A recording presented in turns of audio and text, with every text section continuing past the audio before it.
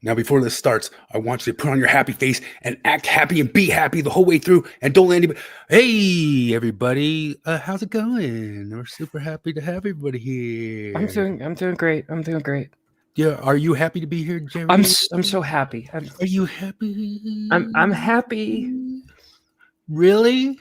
Yeah. I was just thinking about something that I really hate, and it kind of made me sad. Okay, we got to cut this and start over. We got to start over.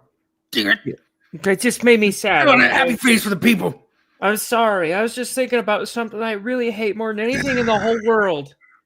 We got to start over. We start over again every week, and this time, man, if anybody saw. You want to know what I hate? What? Rape. Oh. Like, I hate getting raped. Well, I hate. I would hate raping if I ever did it.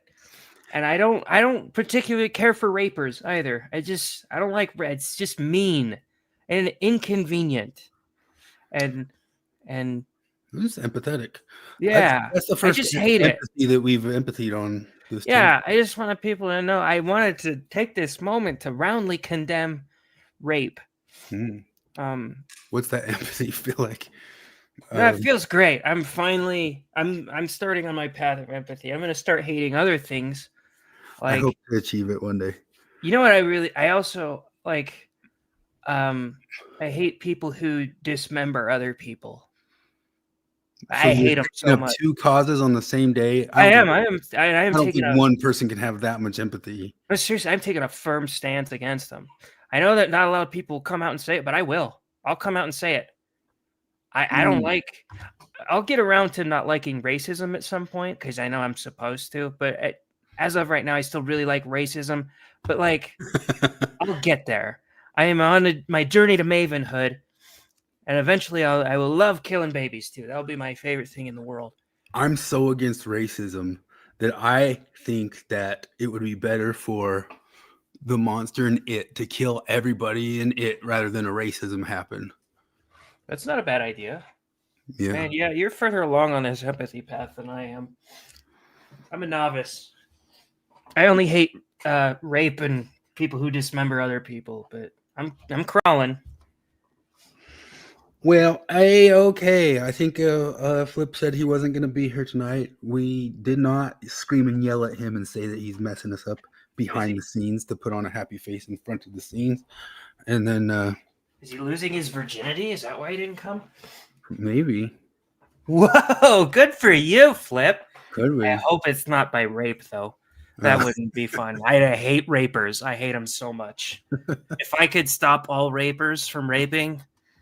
It's a good thing we're not a big channel because that get us nuked. We tanked ourselves already right here. Exposing that I'm an asshole behind the scene and you're... I just refuse to say SA. It's so gay.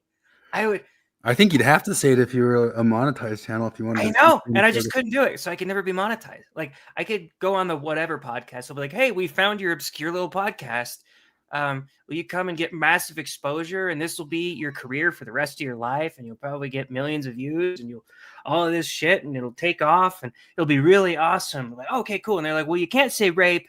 You have to say SA. Like, I'm not gonna fucking do it. I will keep working my job, and broadcasting to 12 people every Thursday. Yeah, it'll be your Media Matters.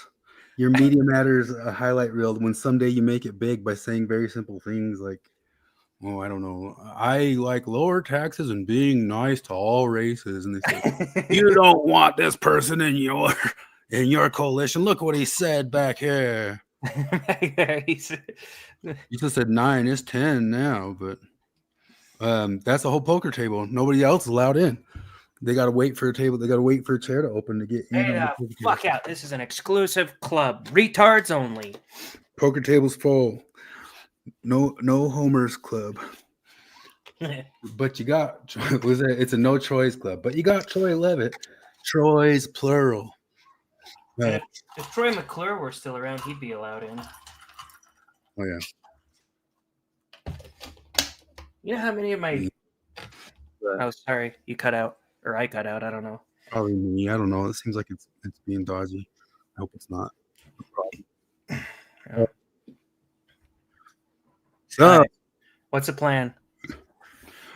The plan tonight is truth bombs. I don't know. I just wrote all that truth bomb stuff because there's a million things going on. I actually don't have like one overarching thing, but a million and one little things. A million and one little things. So is Jonah Barnes done for? Jonah Barnes was one of the million things. Should we start on Jonah Barnes? Should we go as people ask? Which OG Mormon is most likely to join the stream? 1820 to 1850. Join this stream? Yeah, probably. Oh, Brigham Young. Brigham Young. I don't know. Yeah, I don't know. If it was John C. Bennett. No. Because him and I would have to debate abortion. It's Emma, man. Emma's the one who's. Emma's father wasn't a Mormon. Yeah, Emma would join because she's like, these guys shoot down the polyamory stuff. They're not down with the multi-marriage things. So she'd come on. Never Mo. Emma's father was a Never Mo. Yeah, he didn't like Joseph Smith because he's a jerk. He's an anti, as Cardinal call him. Jonah. I don't know. You jumped to Jonah. Let me read a list of the things. I don't even think it's a complete list of things. Oh, I know. I've got a highlight. Harambe Boy's talking about the Andrew Wilson crash out. Did you see that? No, what was that? Was it against the Islam guy? I saw like no. This was fun. I think if it's and then he's debating a Mormon recently, or no, this is the one Harambe Boy I think is referring to, where he was debating a dumb feminist and he was calling her dumb. Oh, yeah. And then she said, "But like in your worldview, your wife has 3 different baby daddies and has been married twice before you. Would she?" And I think she's gonna ask, like, "Is that okay in your worldview?" And he just flipped out on her and started like, "Oh yeah, well you lick snatch, you know? How's it licking snatch? You're a dyke, you fucking dyke. You lick snatch. Did you know that?" Like he flipped out. It was pathetic. Oh, so he failed. Oh, it was embarrassing. His wife gets on the phone like, "How come you're bringing me up, huh?" And the feminist is sitting there being totally reasonable. He's like, "You bringing my wife into this? You bringing my wife into this? Like, you called me a retard. I feel like you're clutching pearls here, buddy. Like, you're constantly talking about how women lose their value if they have several baby daddies or whatever. But your wife is one of them. I'm pointing out a hypocrisy." Yeah. I didn't see that whole thing. I've seen a bunch of clips from him this week, but I can never tell when they're from because everything from him is just clips. I've never sat and watched 2 hours, maybe a couple times, but just clips, just a clip. Starbase said the girl was dumb, but his reaction was worse. It was. You don't know how dumb she was. He kind of got his footing back after he told her, "Oh, so do you think?" Because the girl was trying to call his wife promiscuous, and I don't know why he thought to ask this, but he goes, "You think if she had aborted those 3 kids, she would have been less promiscuous?" And I was like, what a retarded question to ask. But then the feminist says, "Yeah." What? How does that make any sense?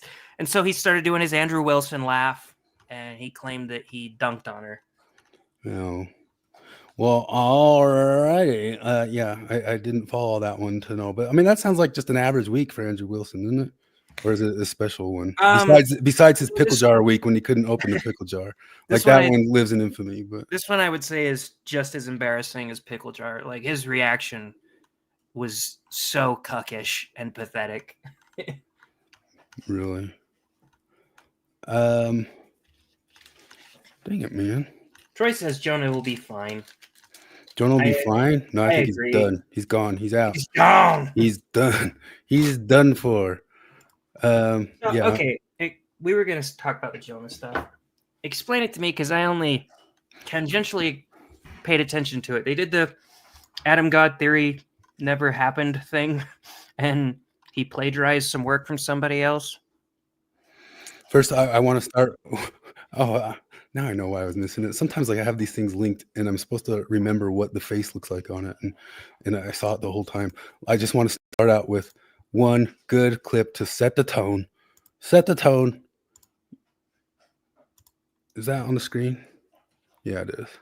Hopefully this doesn't choke. What do you see as the greatest threat to Christian nationalism as it's trying to make its roots? Christians. How's that? Whoa. Christians are gay. Fake and gay, to be more precise. Christianity is a feminized religion. What do you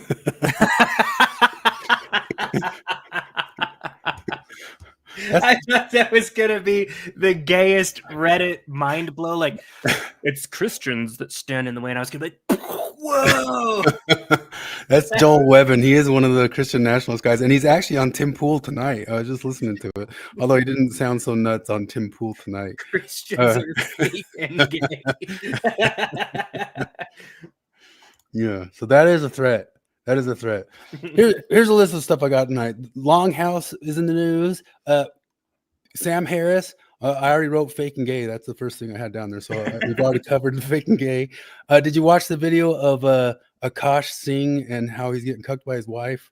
That is Andrew Schultz's sidekick. She's some weird bitch. Yeah, some weird stuff. Slop movies that are kind of out there. I mentioned it already. We can cover that. I watched the James Garfield, the presidential murder show, and it had some stuff in it about cults in the burned over district, the Oneida cult. We've talked about them before. You know who talks about them is Rachel Wilson, Andrew Wilson's wife, in her book about the feminist cults that came out of the burned over district, and she tries to liken Mormonism as one of those cults from the burned over district, and that cult is part of the miniseries on the murder of Garfield. Hassan in China, the Epstein drop, Elon talking UBI, Epstein stuff with that's all. The Chicago money theft stuff, Candace's theories, Jonah, a foot severed, and the Mormons got sued because of a boating accident, and now there will never be a boating trip in Mormonism ever again. Tim Ballard's dropping nutty crap. 2 more nutty videos that were scored beautifully. Like a secondary video. I wish Candace scored her stuff like that. The big one might be one to start on. We'll do Jonah first, but we had our bubbles popped by Carah Burrell about Steven Crowder, and it just melted our brains right out. We couldn't believe like Carah deflowered Crowder for us, literally and figuratively. Then just some other stuff. The ticks, become allergic to meat from ticks. Whatever. There's a million and one different little stupid things. But Jonah, the Jonah stuff. Let me see. Okay, so it's hard for me to care too much because this whole Brigham Young didn't preach Adam God theory thing sounds retarded to me. So like he plagiarized this retard's retarded work. I'm like, okay. Oh, we also have a beautiful trouble this week from Jonathan. Oh yeah. Where's my Jonah? Oh, and I had stuff that your wife called you out on your books. And then you watched that documentary. The thing I was joking about at the beginning is you're watching the documentary of the murder of that girl down in Moab and how their influencer stuff seemed weird. Gabby Petito. Yeah. I was watching that and I was just like, man, I don't want to speak ill of the dead, but she seemed like she wasn't fun to be around. Yeah, that's what I was joking about. Is there's this weird thing, and it happened with that one lady. Was it Hildebrandt or the other lady that went filming her family? Hildebrandt was her. Yeah, it was Ruby Frankie. And you'd see them do the stuff where they'd go live and she'd scream and yell at them behind the scenes, and they'd go live. And then there seems to be a little bit of that with Gabby Petito. Yeah, Gabby Petito didn't deserve to get murdered. No, clearly, like the guy's a sack of shit for murdering her. But like watching that and. Like her friends are acting like the guy was a dick for he didn't believe in her YouTube vlog shit. Like you have no idea how annoying it is to have somebody whip out a phone and just be like, okay, let's try that again. Okay, that thing you said, it was hilarious. Say it again for the camera. I've never had it, but I've known people who have, and it's fucking enraging to them. Be happy. Take 2. Be happier this time. Oh, and we also got Sam Harris being a nutbag. I didn't watch all that. Yeah, I've only got clips of it anyway. I couldn't handle most of it either, but maybe we'll go to that next. But Jonah Barnes. So this stuff, we had this screen last week. Is that screen on there? Do I have it? Yep. Okay. So that's just some of the stuff where he was messing with. They said it was live most of the time, that in the journal discourses, and so anybody could have gone and messed with the whatchamacallit, the grammar, make it sound like he was actually making two atoms, the two atom theory, because Adam was just a nickname for God. And I saw his defenses in the stuff, because people asked about what about the Sermon at the Veil and all that stuff.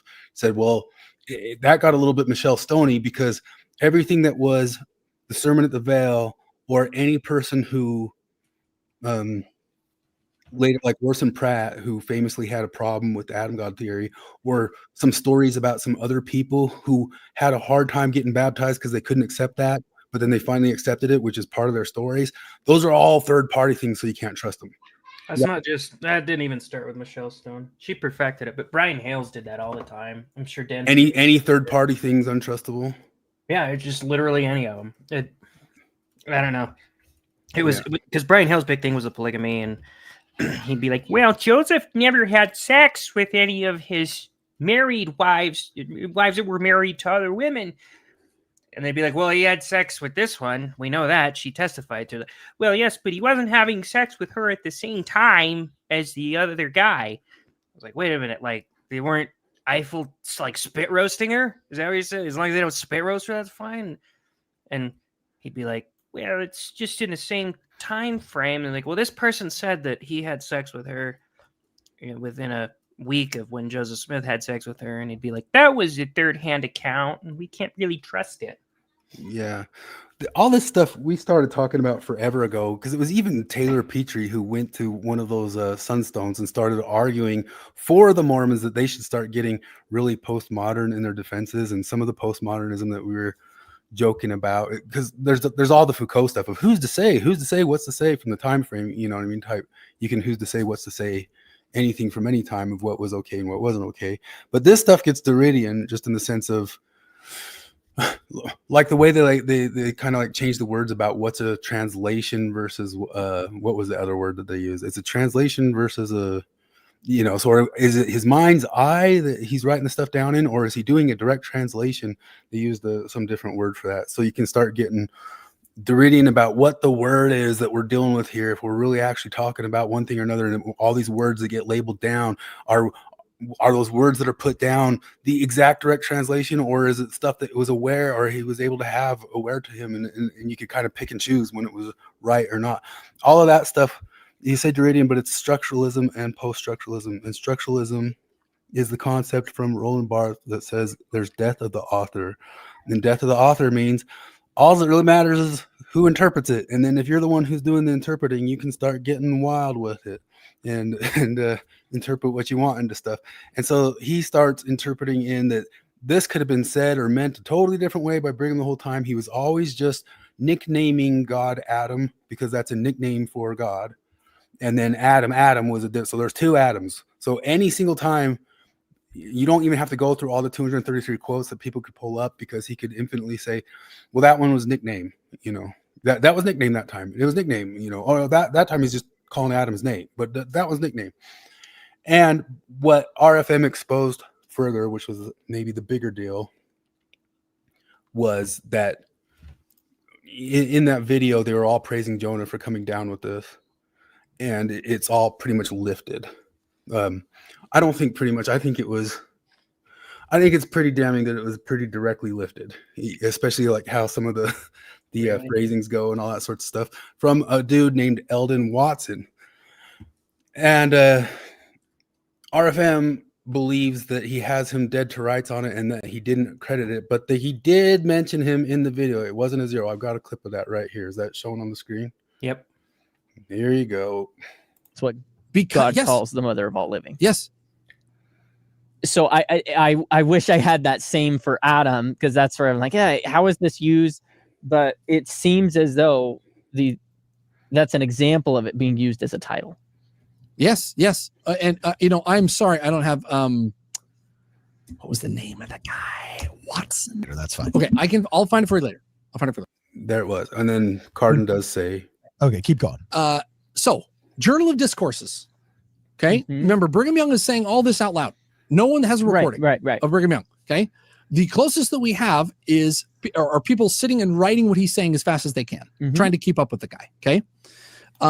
So there was a marvelous presentation at the fair conference about the woman who learned how to read those journal entries, because they'd have to create their own shorthand. Right. To follow along fast enough. Right.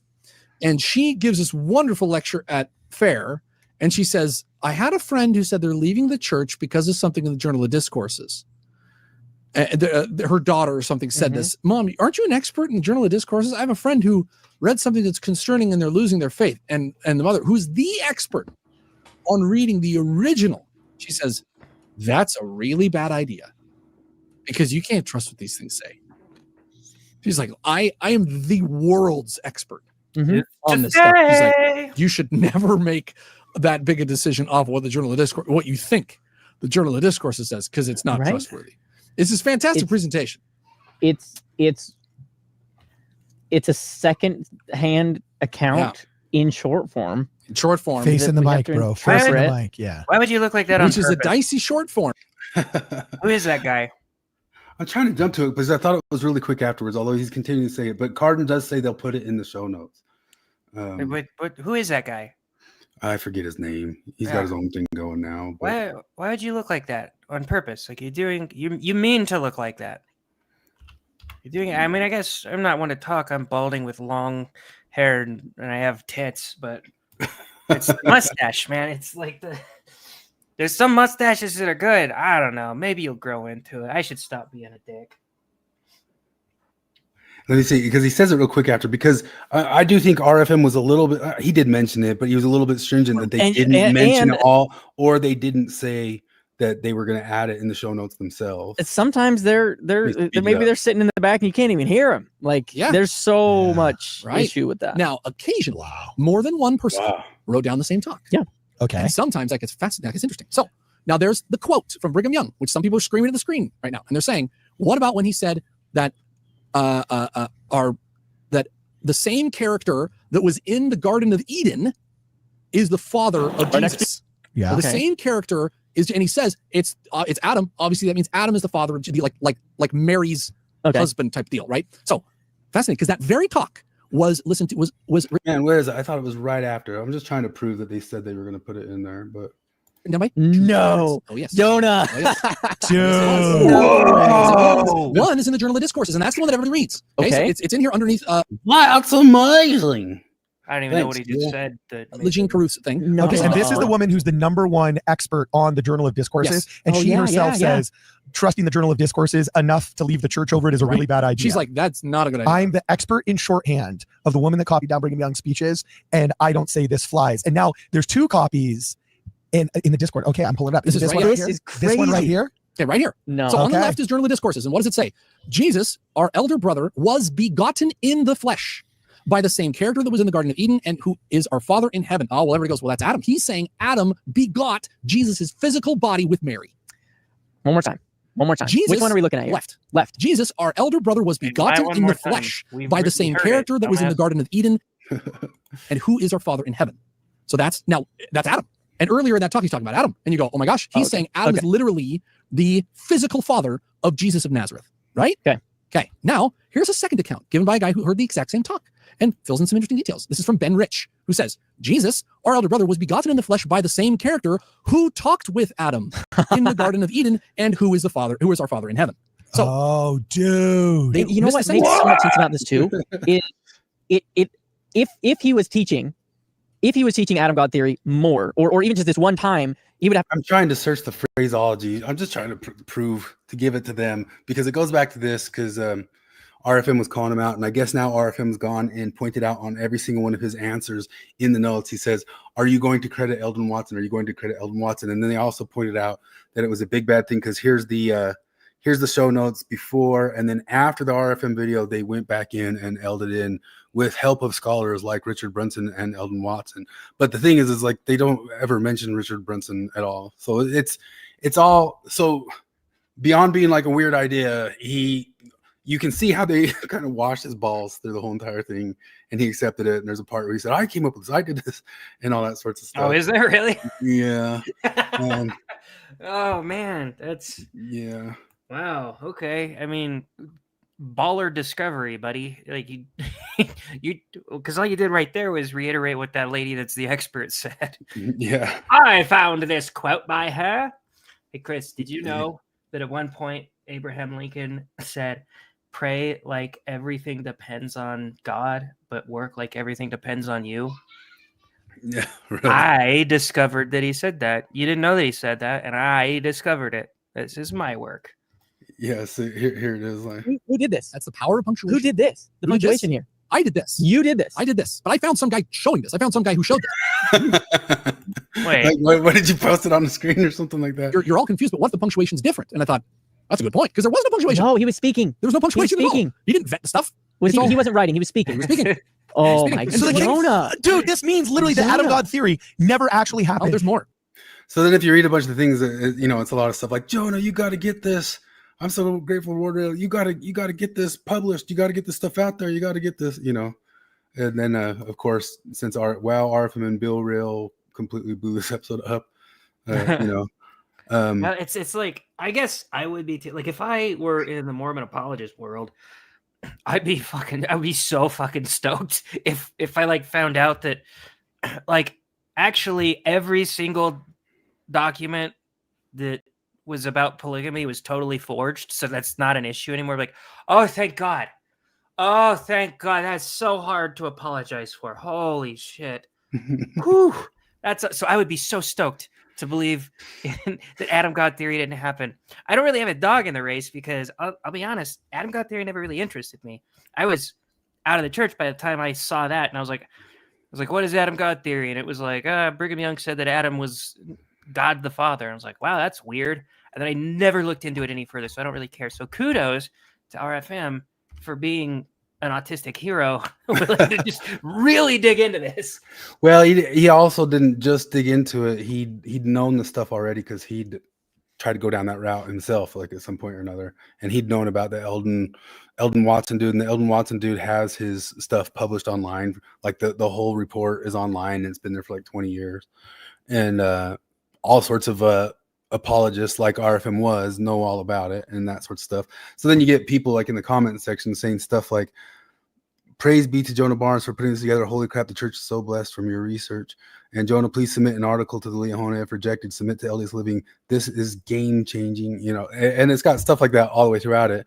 And of course, since RFM and those guys dropped their thing, Jonah is now, he got rid of his Twitter. He still hasn't come back. Oh, did he? Yeah. I mean, these poor Mormons, I can't imagine, like, just the praise. Unless one of those is him now, but yeah, you can't search him. He's not there. Oh no. Okay, maybe he's more finished than I thought, but I think he'll. Yeah, I'll just probably back up and nobody will even notice or have researched it or anything. But RFM is making a point of commenting under anywhere that he tries to justify a comment and says, "Are you going to admit that you lifted this from Eldon Watson?" And he's done that again and again and again, posting it everywhere. RFM also has a claim, and I don't remember exactly what, but RFM has a claim that he lifted something from his apologetics on, because RFM did apologetics for Fair and Farms, and he did some on the Apocrypha, and he thinks Jonah Barnes lifted some of his own work from like a year ago, and he repeats that. So if you liked all that, you should go get on a cruise. There's a cruise for Mormonism Live. Everything that's a bad idea is now something for us to do the very next day. Yeah, I don't know. Let's do a porch time cruise. We'll book the entire cruise ship, and like maybe 20% of our 12 people will come. We'll have a good time. I said I got dibs on giving a seminar on self-actualization, and like obviously I don't know what that is, but fuck you. Nobody knows what that is. You're not supposed to know what it is. It's a Kamalaism. It's not supposed to mean anything. It's just supposed to make women go, "Oh my god, I'm self-actualized." Rami Boy says I'm coming. Come to NYC. Well, I guess we got to start a cruise, because if anybody makes fun of a cruise, they are immediately doing it very soon. Because I remember when Jacob did that, and now did he make fun of a cruise? Oh, Jacob said that, yeah, at some point or another, and that's one of the things that people will constantly bring up to Jacob online. They'll just repost it and repost the clip of him saying that he doesn't like or believe that people should do those things. And then next thing you know, he was doing a cruise with. Oh man, but we fucked ourselves, because now when we've inevitably blown up, obviously that's gonna happen. We're gonna have to do a cruise. We were the because we're gonna have to not do a cruise. We're gonna fuck ourselves out of all the money we would have gotten on one of those gay cruises because we talk so much shit. Now I feel like an idiot. Now we can't not do only it. that, but we screwed ourselves out of money. We made fun of ads too. Yeah, I know. I was gonna say we made fun of ads, and we made fun reason. of people who censored themselves for AdSense. I made fun of people who say like and subscribe. We've made fun of everything that will get us money. We are fucked. We haven't made fun of Israel though. Fuck Israel. Shit. Here Goes our 7K. Oh, maybe TPUSA will let us in if they didn't screw up their security so bad. Oh, we're out. Did you see that they kicked Tim Pool out? They're not letting Tim Pool into TPUSA this year after 5 years ago, and Why? he claims it's because if you listen to him, he was kind of dogging on Candace, but he claims that they still didn't like some of the angles that he said, just kind of giving him, there's a little bit of credence and there's some questions with the security. Just that was like enough and now they booted him. Yeah, I'm surprised. Like, I mean, did they already get rid of Tucker? Is he not gonna? I bet. I highly doubt Tucker go there. And I heard that they just accepted $1 million from Ben Shapiro. Ben Shapiro, he got that $1 million from Cash for Cars. Did you hear about that? Yeah. Yes. Holy shit. I guess we could do Cash for Cars. That's one way we could make money. We haven't shot on that yet. You all remember that little jingle, don't you? It gets stuck in your head.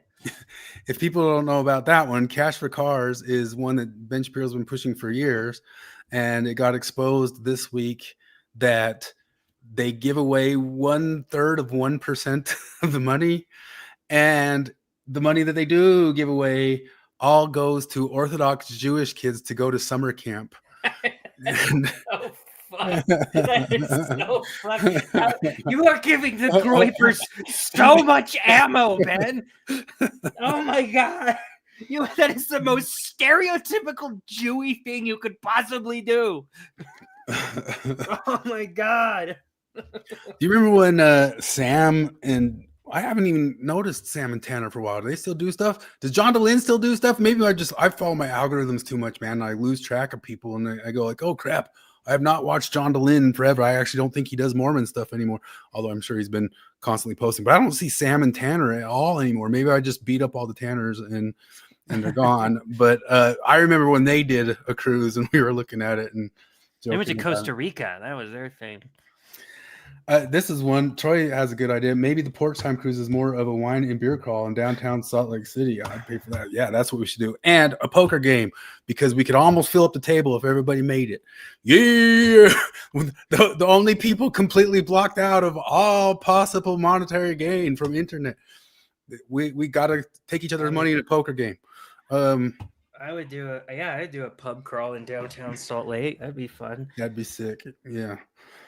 We should try to do that, and we should put all the money together and just take the extra money, any money we make, and we should send it to an Orthodox camp for Jews to go to camp.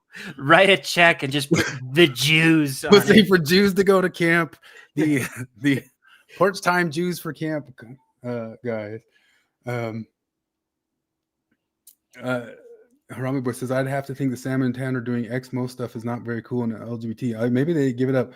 Starbase Collab says, I don't drink, but you can totally come because I don't really drink either.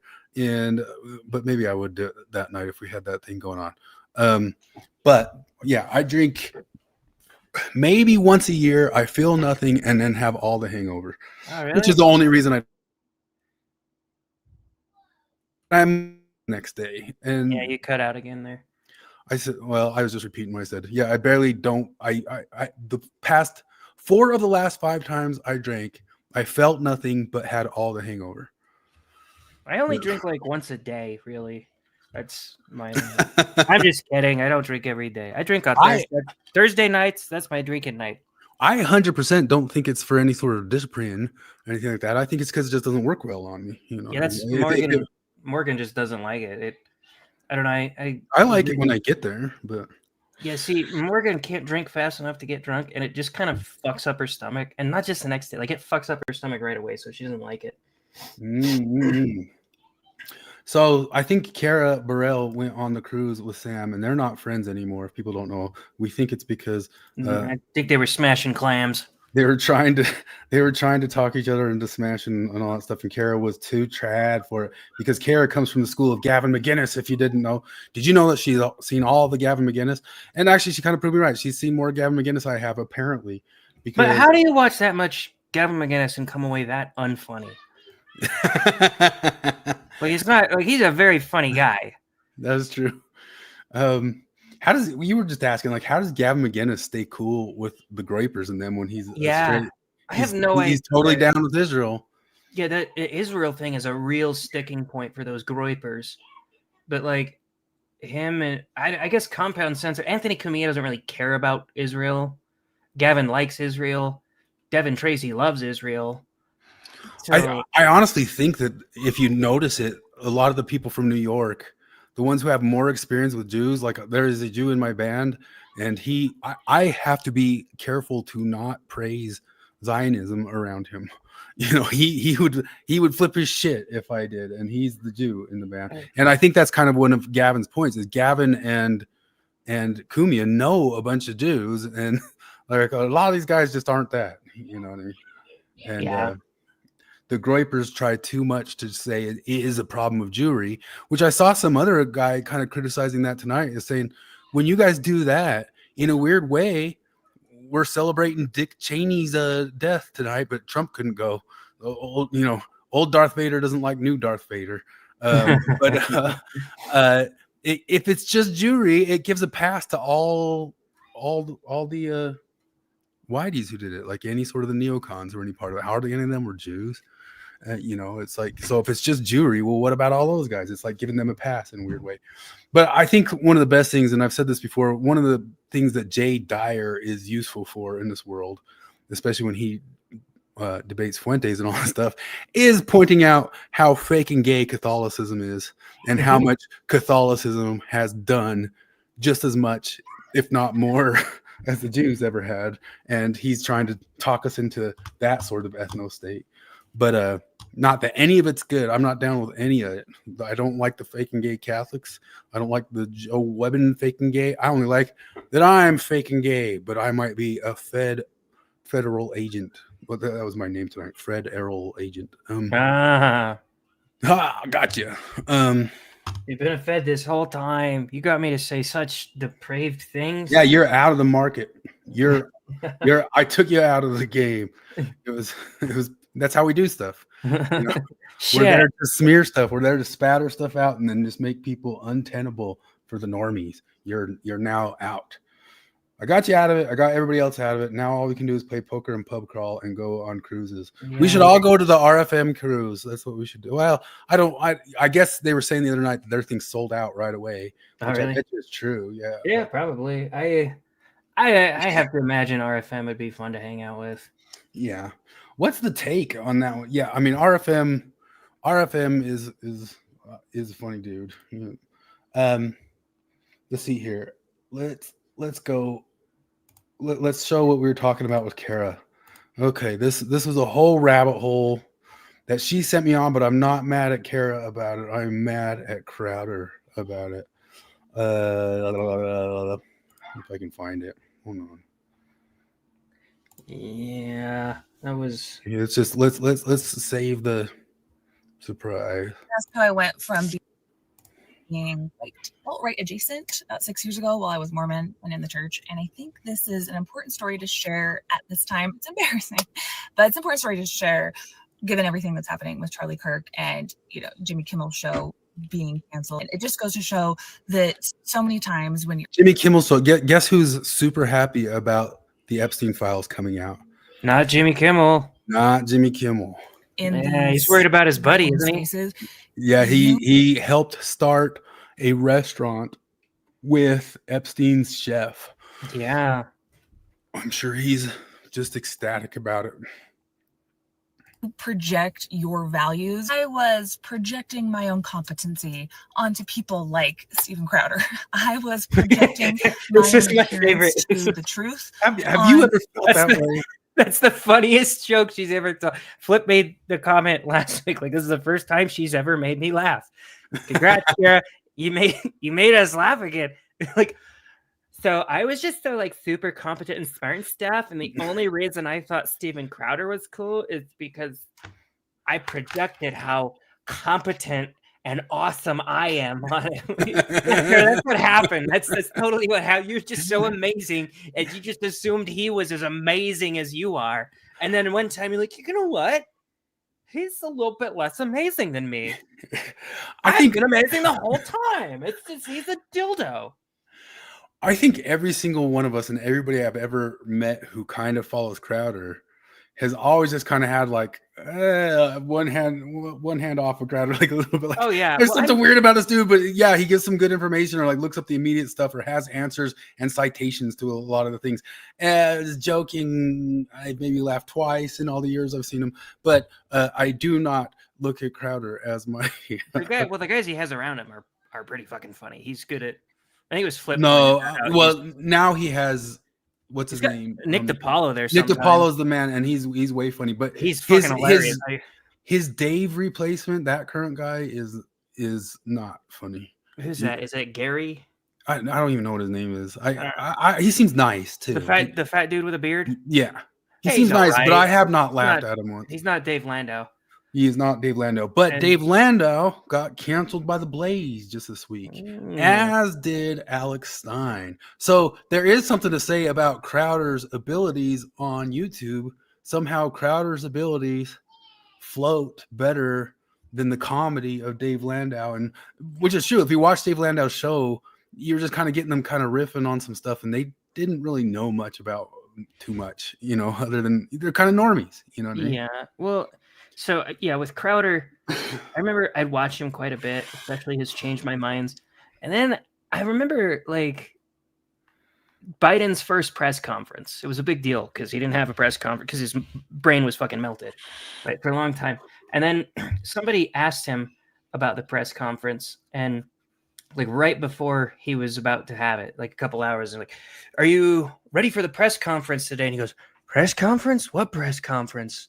And Steven Crowder posted that to like prove that he's, out of his mind. But the end was cut kind of weird, like really abruptly. And one of the first comments I saw in there was like, dude, play the whole thing. And if you watch after that, Biden like cracks his Biden smile and starts laughing. It was a joke. Yeah, he was clearly joking. I was like, yeah, dude, man, I hate anything deceptive. There's so many instances of him being brain fucked, and you had to have intentionally, unless this was from somebody else and you just trusted it right away, which that's not something you usually do.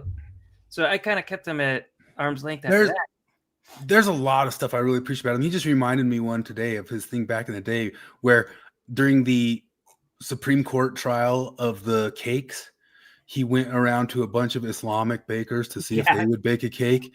And that was such a good point of just, that was great. Where's your guys' tantrum about this? And you're doing it in Colorado type stuff. And those types of ideas are just brilliant. And there's comedy to that. And that sort of comedy, like, yeah, I can get down with that. His Chank impression was fun. Oh yeah, that was good too. Yeah, he's made me laugh sometimes. Just generally when they're trying to make you laugh and doing a skit and joke, that's what doesn't work. I know. But they have some funny things. But I appreciate those things. His one where he went to a Planned Parenthood and like dressed as a tranny. Oh yeah. Pregnancy, like this pregnancy test is positive, and they just wouldn't tell him because, like, if you're a man and you pop positive for a pregnancy test, it means you have dick cancer. Yeah. Like they wouldn't tell him because they were like they didn't want to be like you're a male, you have dick cancer, like you're clearly not female. he's done good stuff, and generally Oh, when for he sure.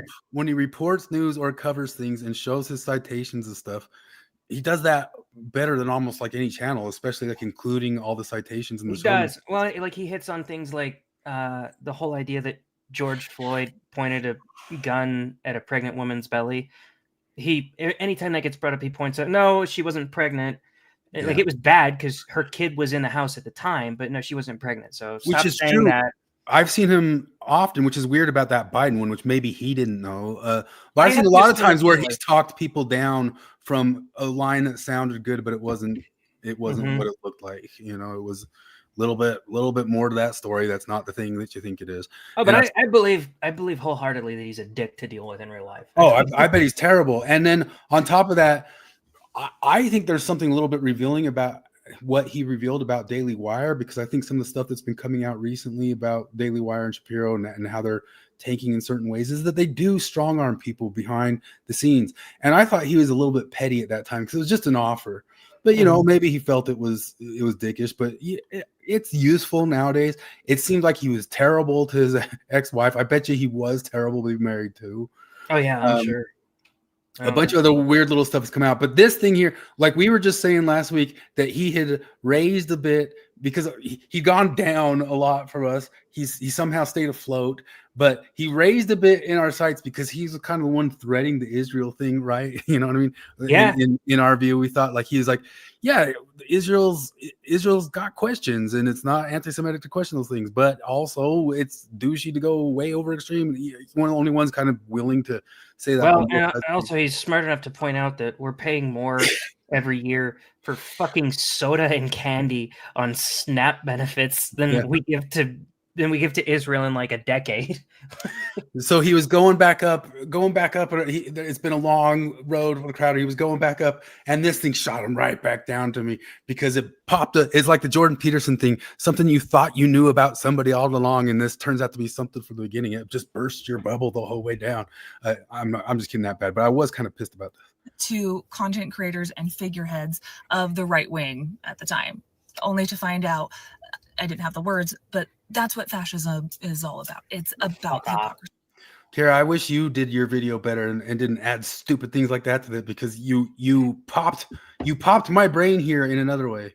It's about, but then those stupid statements are stupid statements from a stupid person.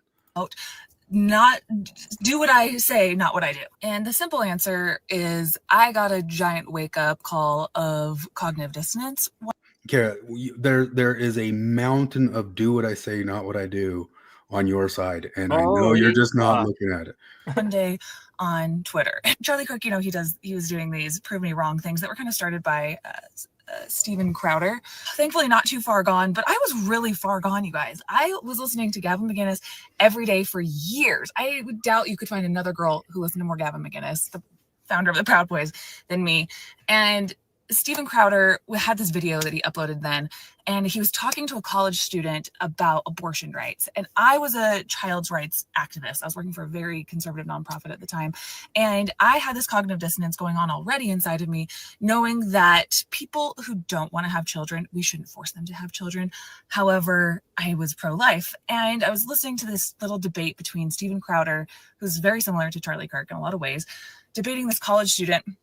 And he was saying like, well, people just shouldn't have sex. They just don't have sex before they get married. Just be abstinent. And the girl goes, well, that's really hard for a lot of people. And I'm like, yeah, I was thinking to myself, I'm like, I had to get married at 19 because it was pretty hard for me. I'm like, that's a valid point, like that is just an unrealistic thing to expect of a mass population. People just don't have sex. And then Steven Crowder said to this girl in this video, well, it's not that hard. I did it. I was abstinent before I got married. And I said to myself, hold the phone. I have watched enough of the Gavin McInnes show to know that in episode 11 of the podcast, Steven Crowder goes on and he talks about his entire sexual history with Gavin, all of the things he did before he got married. He wasn't abstinent. And I'm like, so he's just lying. I'm like, that's not helping less children be born into poverty. That's not helping anyone. You're just scoring. So that's what set me off, because I had listened to a ton. I guess I didn't catch that episode. A ton of Crowder and Gavin, and I was like, No, this dude was a virgin. He went viral on that scene with Gutfield arguing with Amy Schumer, who, by the way, is on Ozempic now and is now skinny again, about abstinence before marriage, where he got made to be kind of like a dork. I think it might have been his first viral moment that got him huge in the public eye. There was that, and then there was his rant at some thing, which wasn't funny. I remember even watching at the time that comedian rants at SJWs. It was at some event with like him and Milo Yiannopoulos and a couple other people, and it went very viral. And it wasn't very funny, but it was okay. So what blows my mind, because he had written this article, and because of writing this article, he was brought onto Gutfield, and this was before he blew up. He was kind of like a mini YouTuber, and he was such an early YouTuber that YouTube wasn't really on the scene as like a political thing yet. He was so early. He was so early, and one of the first persons really doing political stuff on YouTube. And he got invited on to Gutfield and had gotten a whole argument with Amy Schumer about it. And he blew up and went viral because of it. And this whole, I don't have the article there, but so I didn't believe it. I was like, no way, Carah, no freaking way. I've seen enough of this. And then I started grokking. Maybe I have those images somewhere. I started grokking all over, and Grok is saying, no, he was a virgin. He was a virgin. He's a virgin. He's a virgin. And so then Jared and I go and start looking because she mentioned the episode, and it's hard to get to the episode. We were looking everywhere, and I was trying to find it for free and started downloading crap to try to get it for free, which probably messed up my computer. And I'm just sitting there like looking at, no way, no way, no way, no way.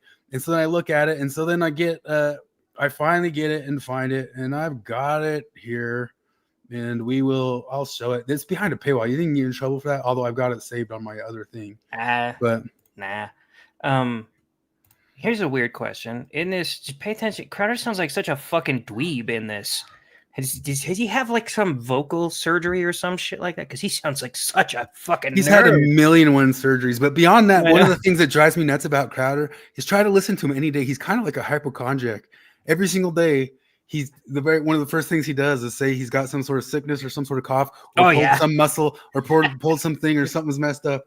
And I know like every third show he has is Gerald be like, Steven can't be here today, so my virgin nerd ass is gonna be covering.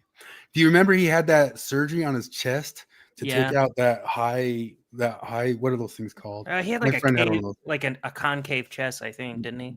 Yeah, it's one of those things where I remember some friends had some words. It looks like your rib cage is up here, And it's really? High. See, it wasn't really my friend, but one of the kids at school, his sternum was like concave.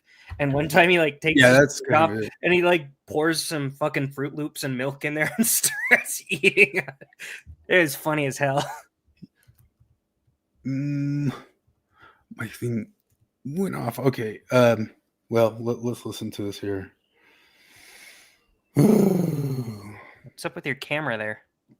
My camera? Yeah, I can hear you, but you're... Oh, there it is. It's back. Did it conk out? I think it's just my internet been conking. It just froze. Yeah, your internet. Oh, I know it is. That's what I'm trying to do. I'm trying to log back into my thing because that one goes to sleep if I don't have something playing on it. So I gotta keep clicking on it or doing. But anyway, here you go. Till they're married, and you could call it maybe a sort of a circumstance of societal guilt. They don't have problems reaching orgasm like the general populace. It's almost non-existent. Really? In the Christian. Yeah. There's a great. It's actually I'll have to go back and pull up the column, but most of the sourcing was from basically like the definitive text on sex before Kinsey came along. So it wasn't some Christian text or coming from like familyresearch.org.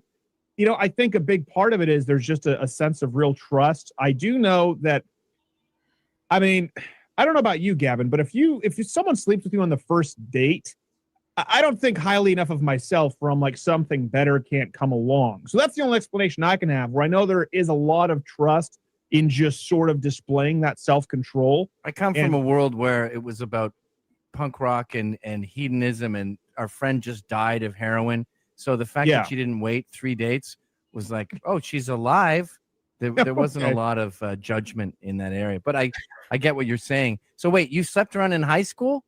A little bit, yeah. But no penis in vaginas? Yes. No, there was. So you weren't a virgin when you met her? No, I wasn't. My wife was. Oh, okay. Yeah, I'm not one of those born again virgins either. I don't make that claim. I said we thought waited. that's what you sounded like. So in high school, did you get blown or anything? I had lived a full life, Kevin. It was a dude, wasn't it?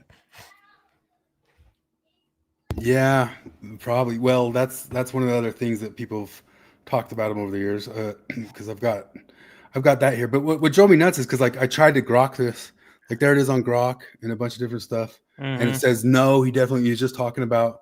I'm like, well, good are you, Grok? Maybe Grok can't see behind paywalls and stuff like that or something. But let me see if I find this. But yeah, it also came up. One of the things his ex-wife said about him and Owen Benjamin went on and on about for forever is they make claims that he's gay. This is some of the places we were trying to download it. Yeah. There it is, Grok again saying, no, I'm grokking around for it. I tried to look up where Nuance Host supposedly shared it on Twitter, and I could not find it. No, she said it was a different Twitter account. Yeah. I tried to find it. I could not find it. Sorry, I'm clicking through other stuff there. Where is it? Dang it, man. Here, I'll stop sharing for a second before. But yeah, so one of the things that he talked about one time for quite a while was that he went through temptations of the gay. Maybe I have that on. What I will say, like the only thing I can really say in Crowder's defense on this is that I searched quite a bit to try to find an instance of him calling himself a virgin before marriage, and I couldn't find anything. Even ChatGPT and Grok were saying like, no, he's never claimed to be a virgin, but it kind of made people think he was a virgin. I thought he was, and I think a lot of other people thought he was. And Carah's I'm sure they did. That she got upset that a bunch of people barked back out on her on Twitter saying that no, he's a virgin, no, he's a virgin. And it does kind of maybe a little bit like the Jonah thing, like he kind of wanted us to think he was a virgin. You know, there's no credible substantiated evidence that Crowder is currently gay or bisexual. However, in a 2008 episode of Louder with Crowder, he openly discussed experiencing a brief bisexual phase during a period of personal struggle involving depression and anger issues. He described it negatively as a fleeting loss of control. Mr. Hyde rearing his ugly bisexual. That makes it sound like he did something. Mr. Hyde giving his ugly bisexual head. The only reason why I knew that one existed is because I remember hearing that. I remember Owen Benjamin when he lost his mind about him. And if you remember, it's so weird because Owen Benjamin lost his mind about the Jews. He started calling them like the grabblers and all that sorts of stuff. And Owen Benjamin's gone around full circle, and now he's going after Ian Carroll and Nick Fuentes and ripping on anybody who goes after the Jews. Wait, he likes the Jews now? Yeah, Owen Benjamin likes the Jews again. What the and if you didn't know, he went back to liking neoliberals and was kind of pro-Biden there for a while. I love it. Yeah, stuff just like flips and switches and poops around so much. There's mostly choices. I've seen Crowder do the deep leg cross that Adam Grohl has been on about. So yeah, that is true. So one of the things that's came out, if you haven't seen, like people were complaining that he would constantly show his junk to the other employees and stuff like that. I know. It's like one of those things that like if you're hanging out in the studio and he's like, hey, look at this, and you turn around and his dick's out and he's wagging it around like, oh man, fuck you. It might be kind of funny. And then it just sounded like he was doing it like every day. You know, he just kept, hey, look, remember you thought my hard, veiny cock was hilarious last night? Yeah, he kind of constantly find reasons. And then Owen had a claim, and some people claim this is the reason why Brian Cowan left, because there was like this famous scene where he got Brian Cowan into a cow suit and started spanking him and all this stuff. And supposedly it was too embarrassing for Cowan, and he left for it. But the Owen Benjamin claims that he was constantly trying to come up with reasons for them to all dress up like women and touch each other. Like, so, yeah. Like, didn't he kiss one of them when he was dressed as a woman? Yeah, I mean, he did all stuff, and Owen Benjamin's claim was that he was always coming, like he wanted to do that constantly, and wanted to find a reason to show his junk constantly, and wanted to, you know. Yeah. So that's what we're dealing with there.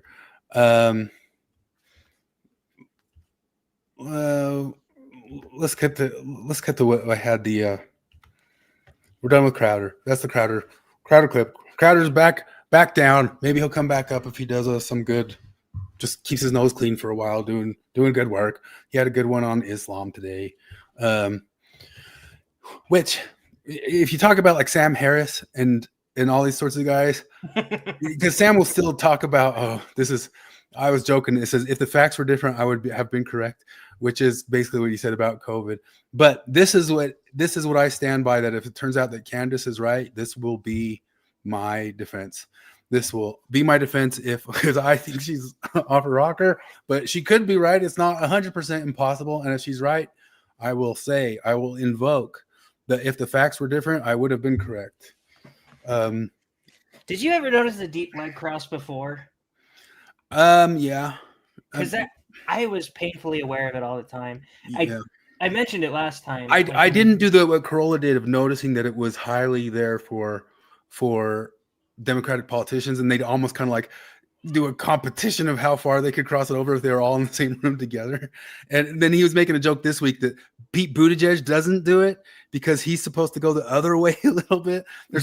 He's supposed to not remind people that he's gay, but any of the straight guys have to get people's minds off of that they're a straight white male, so they have to just get some sort of sparkly bracelets and colored socks and do the deep leg cross to I noticed that. Like that was the biggest blow to my Jordan Peterson testimony was. Oh yeah, Peterson does it. It was years ago too. I saw him do that, and I was like, "What are you doing? That's how women sit." What's this? I didn't care that much about the "give him hell, Netanyahu" or anything like that. It was the first time I saw him cross his legs and saw he was wearing one of those gay suits. Suits now are so gay. They're high waters. They're all fucking high waters. Every single one of. So when you do cross your leg like that, it's like up to your knee. Yeah. You got those long gay socks that are all colorful. I was like, what are you doing, Peterson? I couldn't even sit like that if I wanted to. Mostly Charlie says the suits gave Peterson away. Yeah, sitting like that is very uncomfortable, mostly because of just my huge cock gets in the way and it hurts. And my bulbous, massive minotaur balls get like all squished together. And it doesn't hurt that bad because I'm not a pussy beta. But it's not even about my balls, man. My legs are just too hammy to even dream of doing that, dude. It's my quads are just too big and you're doing too many squats. Yeah. Oh man. Yeah, I've counted up how many squats I've done in the past 15 years, and I've counted up, if I do them every week for the rest of my life, how many I have left to go at one point or another if I made it to a certain age. And I will be very happy the last day I do squats, but those prevent me from being a Democrat, which I think is true in more than just the leg crossing way. You are a scrupulous son of a bitch. You know that? Oh, scrupulosity? Yeah. With that. Yeah. Diagnosed on that. But I think anybody who does a bodybuilding competition has basically announced that you're basically a controlled anorexic or whatever it is. But that is just true of that world. What denomination is Crowder? He said he's been going to Romanian Orthodox Church. He hasn't converted yet, but I haven't heard him say, but he's got a new Latina girlfriend. And do you think he's Brazilian? Brazilian? Yeah. And you think he's being the no, he's not. He's not being chased. He's fucking her Brazilian booty. He's bouncing that.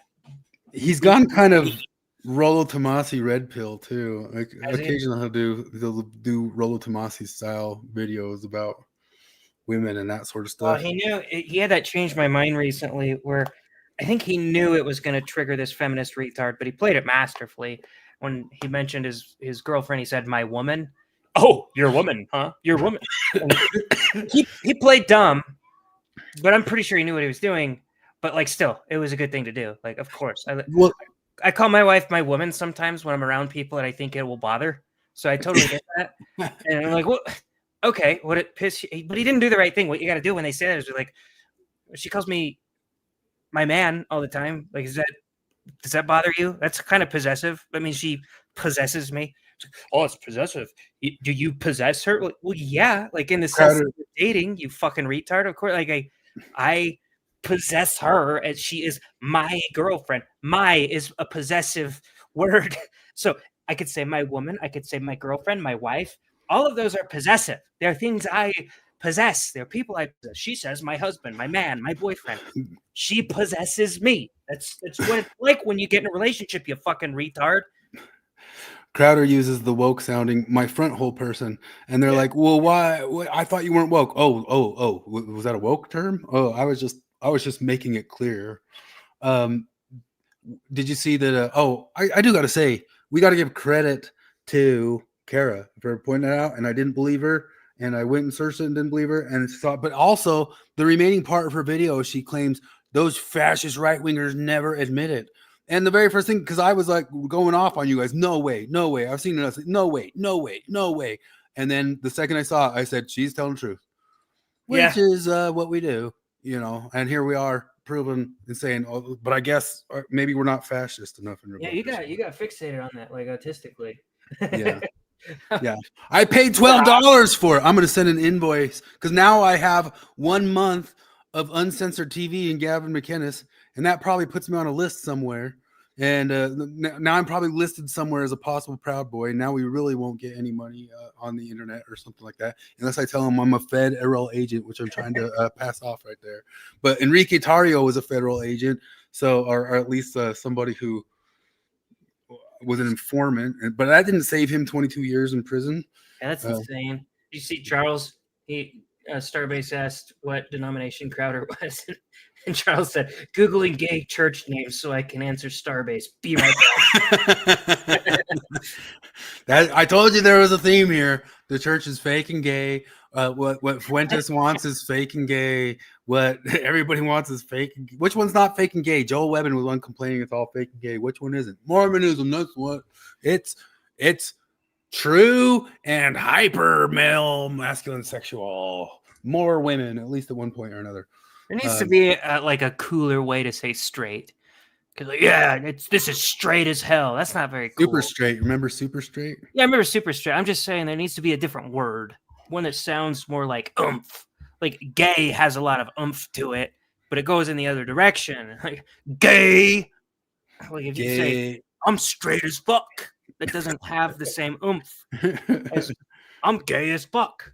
So we need a new word, a slang word. Yeah, give us a new better word for super straight down there. It's got to sound super macho. But the more macho anything sounds, it sounds gay. I totally thought Bruce was a straight name all growing up. And the Simpsons. Bruce not a straight name?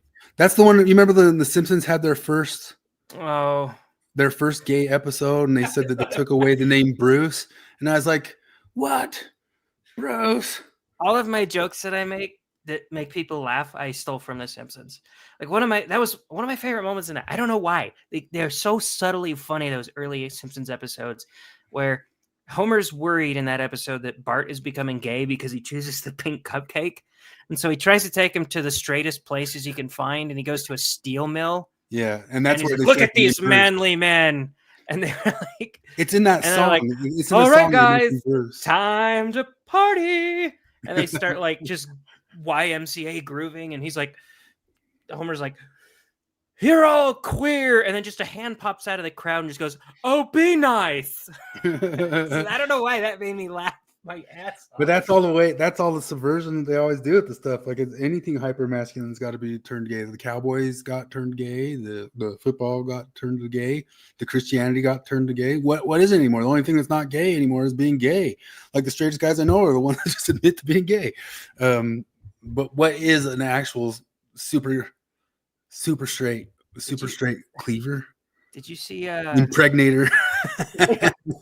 Okay. I wanted something that's like one syllable though, with a lot of fucking stank.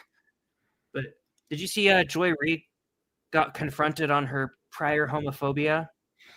Well, didn't she come out and say that she was not down with dicks in the bathroom just this week? Yeah, she actually did.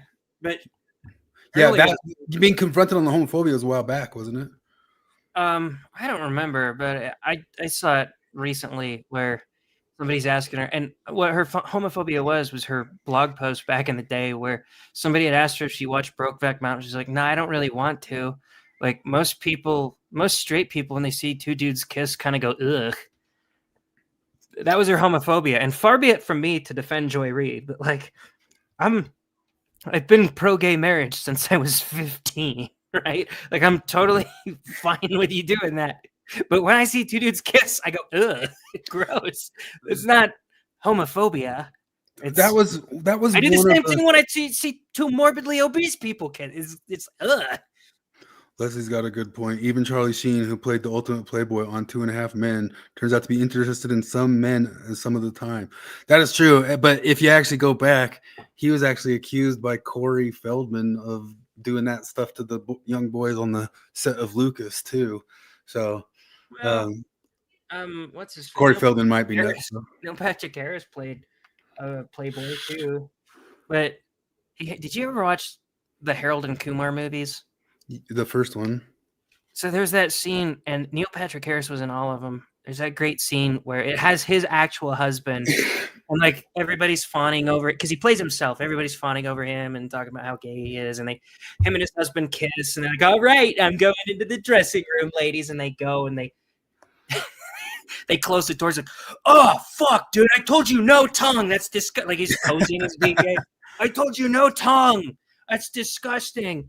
And so they anyway, he gets this temp in there and she trusts him because he's gay, and he starts like massaging her and trying to have sex with her. She's like, I thought you were gay. And he's like, yeah, gay for that pussy. That's what I say to Morgan anytime she calls me gay. Gay for that pussy. Yeah, and it's usually fun to call anybody like bragging about their wife or saying that they did something to their wife. The first thing you immediately say every time is gay too. I mean, that just goes hand. That's gay. Oh, yeah, that's anytime somebody at work talks to their wife on the phone, say, all right, love you, bye. Like, oh, gay. You love your wife. That's faggy. I think I've told this story before, but my cousin, the only other person out of the church but me and my entire extended family, is gay, and he went and lived on some gay commune like Bernie Sanders, and I think at one point got kicked out of it like Bernie Sanders. How do you get kicked out of a commune? But and then he went back to another one. Anyway, he did not like if people used, hey, that's gay, hey, that's gay, and me and my friends use it all the time. And one time, I hadn't talked to him in a couple years. I texted him out of nowhere, accidentally thinking I was texting my friend, and just in the morning, just, you are gay.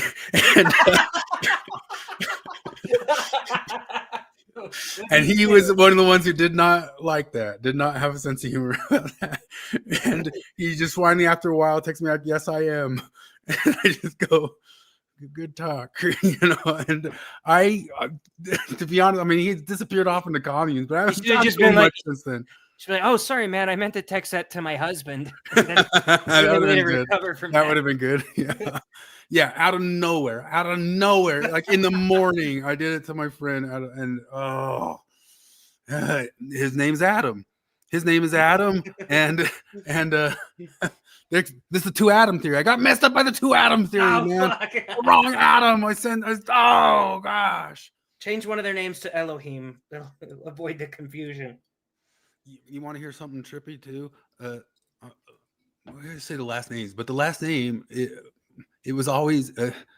I asked and I said it had to be related, but I didn't want to give away the whole last name. But there's probably a bunch of them out there. Last name is Streeter. And no relation. Like I said, there's got to be a relation. No relation. Wait, is Jonathan gay? Yeah. If there's a Streeter that's gay, it bleeds over to the other one. Wow. Them's the rules. One of my favorite stupid ass questions to ask people at work. Like, I don't know, it's so fucking dumb. But and a lot of people get irritated with it, but I think it's funny.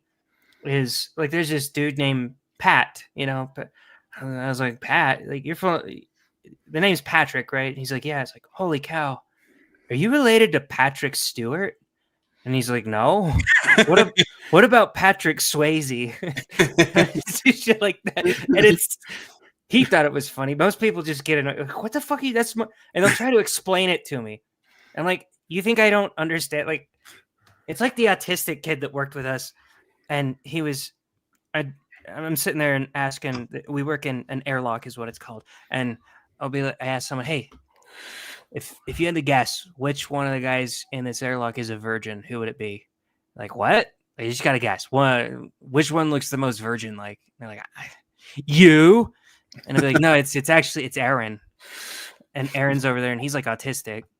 Usually people just kind of laugh at that. He's like, I'm not a virgin.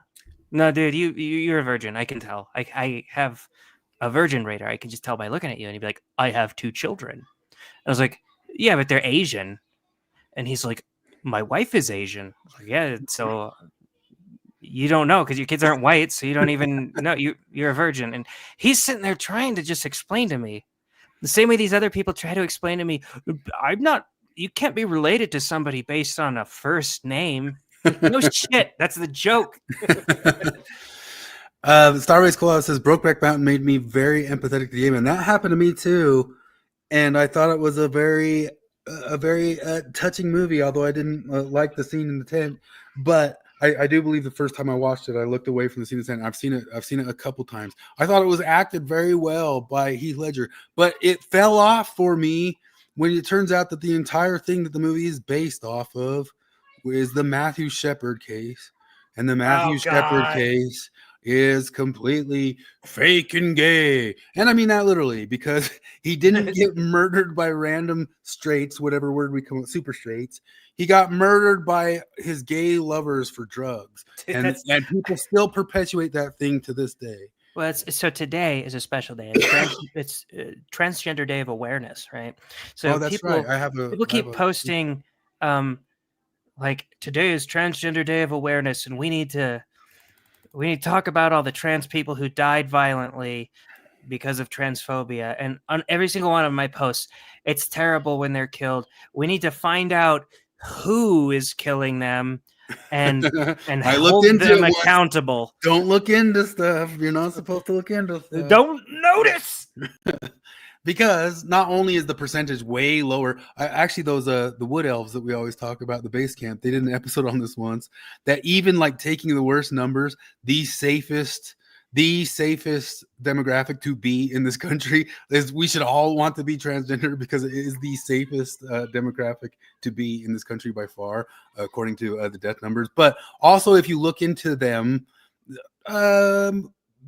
it's just like the stuff of like the cops killing black people. There's probably 2,000 of them. There's like 9.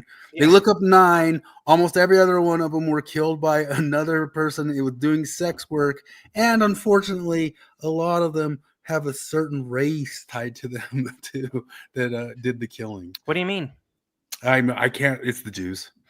The Jews are killing all the Jews are killing all the trannies. It's the Jews. I thought the Jews are the ones that created the trannies to subvert American Western culture. Oh, and to make races like, I'll say black races kill them.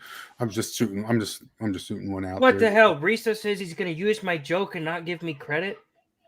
No, it's Come on, Jonah. Yeah, you got to cite your joke. It's like when it's like, oh, that's from some guy. I don't know, Jared or something. It's like when you mention. I'll put it in the show notes after. It's like when you mention a song to somebody in front of the person who showed you that song. If you don't cite that person as being the one that showed you the song, they will immediately. Hey, I showed you that. I showed you that song. Yeah, you practically wrote it, jackass. Jesus Christ. Does Sam Harris here not look like the AI joke version of Sam Harris? That is kind of a weird. How he holds it, and he holds it that way through the whole little clip here. But here we go. Here's just a little clip for you. Like this was funny. There's no party left of center, real party for political assassination, and yet right of center, very prominent people from the president and Elon on down. The entire blue sky turned into a cheerathon for assassination. Yeah, I know. I'm looking at him right now. I thought that was just an unflattering still. What did he do to his fucking face? I guess it's got to be like a Pinocchio eyebrow. Like when you're something so bullshit, your face contorts into that. I'm like, was he doing like Botox in his eyebrow and they accidentally like stapled it like that or something? Because I didn't watch this. I just listened to it. I didn't see how fucking weird he looked. Treated it like the first shot fired in the Civil War. Totally irresponsible, totally dishonest. I mean, these people were arsonists pretending to be firefighters. I mean, Elon jumped on X within minutes before Kirk was declared dead, certainly before his killer was caught, and said the left is the party of murder, right? And then I think some hours later he said, if they won't leave us in peace, there's nothing to do but fight or die, right? I mean, to 225 million people, right? So to have the richest guy in the world on the most politically important social media platform in the world say this sort of thing is just, it's beyond reckless. I mean, it's just sociopathic. It's just, he is just flinging matches into a landscape that has been just soaked in gasoline. And the soaking has been done mostly by Trump and Trumpism and just what's, the grifters. And then there's Elon. There's Elon down burns. there. Sam Harris took the fast train to retard town years ago, never coming back. You just got called out for using the R word, and you only dare to use it inside of secret groups. Oh man, Scott's so fucking retarded. Yeah, by a dude in the Latter-day Longhouse named Scott who gives maybe 50% of the tard it takes in there. What do you mean? Oh, I thought you in meant, there. Yeah, I thought you meant 50% of his takes were retarded. No. It's 100% of them, but there's like 5 people who you can count on to be full tards in the Latter-day Longhouse. He does the heavy lifting for sure, but yeah, there's a couple others. I saw something there I wanted to mention in the comments. God, I hate rape so much. I just wanted to bring it back to that so you guys remember that I roundly condemn rapers. Yeah, we got to remember that Jared has the empathies. I do. That's one of the most important things to stay on top of here. I noticed you haven't condemned rape yet. Do you like? Are you a raper? Do you like rape?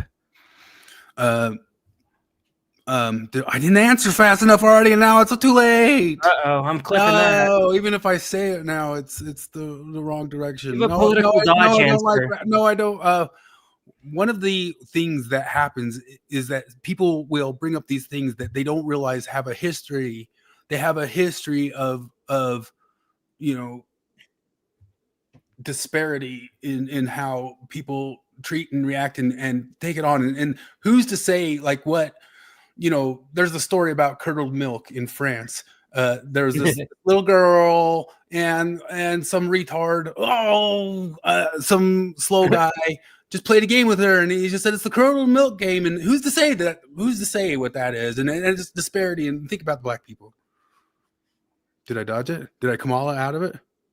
I accept that answer. Chris hates rape. Yeah, that's a better, that Kamala answer is better than a Trump.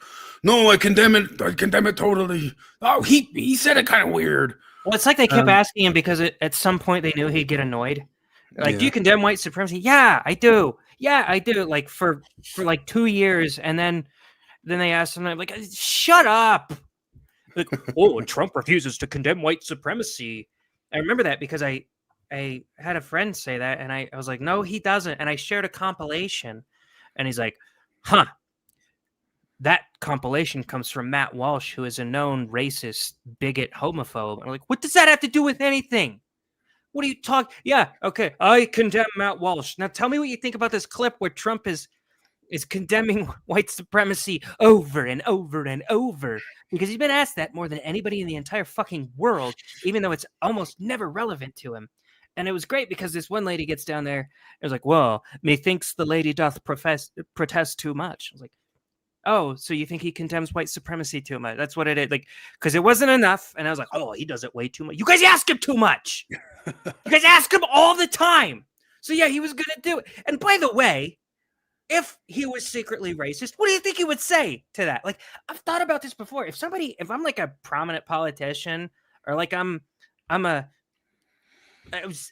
know why I was thinking about, like, oh, Jared, the professional NFL player, when they have Black Lives Matter written in the thing, they'll be like, do you think that Black Lives Matter? My answer would just be like, what do you think I'm going to say to this? Because if I hated black people, but wanted to keep my job and wanted to keep my sponsors, I would lie to you. Are you fucking retarded? Why are you don't ever ask me a question that you know I'm either gonna like woke whip an answer out or lie about. A white supremacist would lie to you. Troy asks, next week is Thanksgiving. Is porch time going to be porch timering? I don't know if on the Thanksgiving day, maybe we should swap-a-roos the days or something if we were going to do it. But it might be tough for me on the day. Yeah, I'm going to be in Utah for Thanksgiving. Why would you go to that place? It's all my in-laws live there now. Ugh. Gross. I can't do Friday either because we're doing a second Thanksgiving at her grandma's house. Maybe we should push it to a Sunday or something, or we could do the day before on a Wednesday or something. I do think I'm going to take Monday off, so we could do Monday. Well, I was going to say we could do Sunday because the Monday after. Yeah, we could bump the days around, or we also had the idea that since Flip couldn't be here tonight, he has to work that night. Oh yeah, he's got to do a solo porch time that night, and I think he should do it. What do they call it? Like when they're on the airplane without the phone, he should raw dog it. Flip should have to do 3 hours, no clips, no clicking around. He's just got to talk straight to camera, and we got to see what comes out. And everybody's got to take shrooms and get into a deprivation tank and listen. It would start slow because he'd be like, I don't know what the fuck to talk about. And then he would immediately start ranting about stuff and know exactly what to talk about. He's off onto some booze thing, and then later on he's off about World War II airplanes, and then some sort of weird disease that got passed to people in Guinea in 1983 that all stems back to his great-great-grandpa who wrote half of the hymns in the church and that sort of stuff. So next week, Flip talking to camera, raw dogging. Everybody take shrooms and listen. Raw dogging. Just pop the shrooms right after you get your last turkey, and we gotta hear that. I'm not gonna listen to this whole clip, but this is Brett Weinstein saying Sam Harris is the stupidest smart person in history of stupid smart people. Prove me wrong. He blames Brett Weinstein for deaths because he talked about the ivermectin stuff, but it's such bullshit. It's bullshit when people still try to tease the numbers out. Like Tom Woods' book, Diary of Psychosis, goes into all the different places, like North Dakota and South Dakota, that had different mandates and all these different places, and places that are comparable. They're good to compare, and they have different policies around this stuff. Came out exactly even. There's some. I always wish I remember the name of this thing, but there's some sort of story about. There's some term for a chest infection that you can't stop it. There's nothing you can do to stop it. It passes and it gets around, and it's going to get around. And I think those, maybe they helped a little bit with some old people or something like that. But bullshit that Brett Weinstein got people killed. Anyway, but I also do think that ivermectin is overstated. I don't think it works as well as people might believe. Maybe. I don't know. I have no idea. I never really looked into it too much. It's just like, because I don't know. I think it does do work on some of the other stuff that they found out that it does work for. I think that it does not work as well on viruses as they believe that it works. The problem is, I want to think that it works. Like my knee-jerk reaction when I hear people accuse them of they're taking horse paste for a medication that won a Nobel Prize. Yeah, and does work for certain things. It does work for parasitics and for parasites. It 100% works and is not dangerous and costs almost nothing to try. And most people, like Joe Rogan, did follow all the doctor's orders plus ivermectin. It never said ivermectin instead. So when you call it horse paste, when you totally mischaracterize it by that, my knee jerk is to be like, this thing must be a miracle drug. I don't actually believe that. I know that's not the direction you should go with it. If it might be a miracle drug, I don't know. I think it's overstated, but I bet you, like, there's all those people who give out like these different things. Like if you start feeling sick, take this, and this, and this, and ivermectin is one of them. And I bet you if you like started pounding this stuff, and people overstate like the old thing about zinc and vitamin C and all that. But I bet you if you started pounding all that stuff and ate well and drank well right when you were getting sick, that you probably would do a better job fending off how sick you got on maybe any sickness. Not that you should. Well, I don't know. I don't think ivermectin has a problem if you overuse it or anything like that. So, You remember when they were pushing the ivermectin thing, they didn't want to go get people to use ivermectin, but at the same time, Fauci and crew went and got some sort of patent to try to patent it so that they couldn't get it so easily, so that they could sell it to you. Oh yeah. Well, and it's insane that people talk about ivermectin like it's something dangerous, because I've been watching a lot of forensic files on Prime, because that's just what I turn my brain off to at this point. But on Prime has fucking hell. It has nearly as much ads at this point as cable TV had when I was growing up. It's irritating as hell. And they're the same ads there as it was on cable TV. It's all fucking pharmaceutical. And I keep getting this Wegovy ad. And it's just like, I want to know, like, I think what happened with Wegovy when they're like, okay, we gotta have a list of, it's legally required that we have a list of reasons you shouldn't take Wegovy, right? So we need all you marketing guys, bring the most retarded person you know to ask us retarded questions about why they can't take it. And they'll, and then we'll tell them if they can and cannot take it. And we'll add that to our list that we're going to say in our commercial. So they get the retards together and like, okay, so here's a couple reasons you can't take it. For example, they say, do not take Wegovy if you have severe kidney failure, or no, if you have severe kidney issues or kidney failure. And in my head, I was like, why did they have to do both of those? That seems obvious. It's like, oh, the retard group. One of them said, well, one of the reasons you can't take Wegovy is if you have kidney issues, like severe kidney issues. And some dumbass raises, what about kidney failure? Yeah, okay, that's a severe kidney issue. We'll add that to the list, you fucking idiot. Like, okay, anybody have any questions? Can I take it if I'm allergic to it? No. You can't take it if you're allergic to it. Like, because they put that in there, like, make sure you don't take Wegovy if you're allergic to it. What? And it's hilarious because it also, then they list the side effects. And they're like, talk to your doctor if you start getting thoughts of fucking killing yourself. If you get suicidal thoughts, some people get suicidal thoughts when they're taking this fat drug. And I was like, man, we are just the perfect level of consumer vain bullshittery. We'll take that risk. Because like you just present it to somebody. Okay, so this drug's gonna make me hot, right? Well, it's not gonna make you hot. It'll make you less unsightly though. It won't make you a 10, but it'll bring you up to a 6 probably. Okay, I can deal with a 6. I can do. And you said there's like a 1% chance I'll want to kill myself, right? Yeah, it might make you want to kill yourself. You know what? I think I'm going to take that risk. Yeah, it's also going to give you nausea, vomiting, and diarrhea. I could deal with that. Maybe a little hair loss. Oh, yeah, I don't need my fucking hair. I'll get hair plugs. But I might want to fucking kill myself, but I'll be a fucking 6 when I fucking kill myself.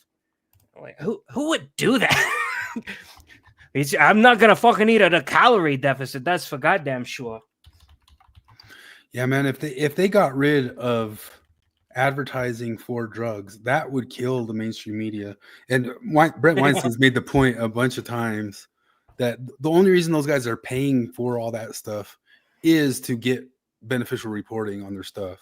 And that's the only reason why they're there. And then the only reason the mainstream media still has any money coming into them is all the drug ads. Well, I guess because the boomers watch it and that sort of stuff. Charles mentioned about Flip hosting on his own. He said, yeah, there would be no pause between saying he has nothing to talk about and launching right into something.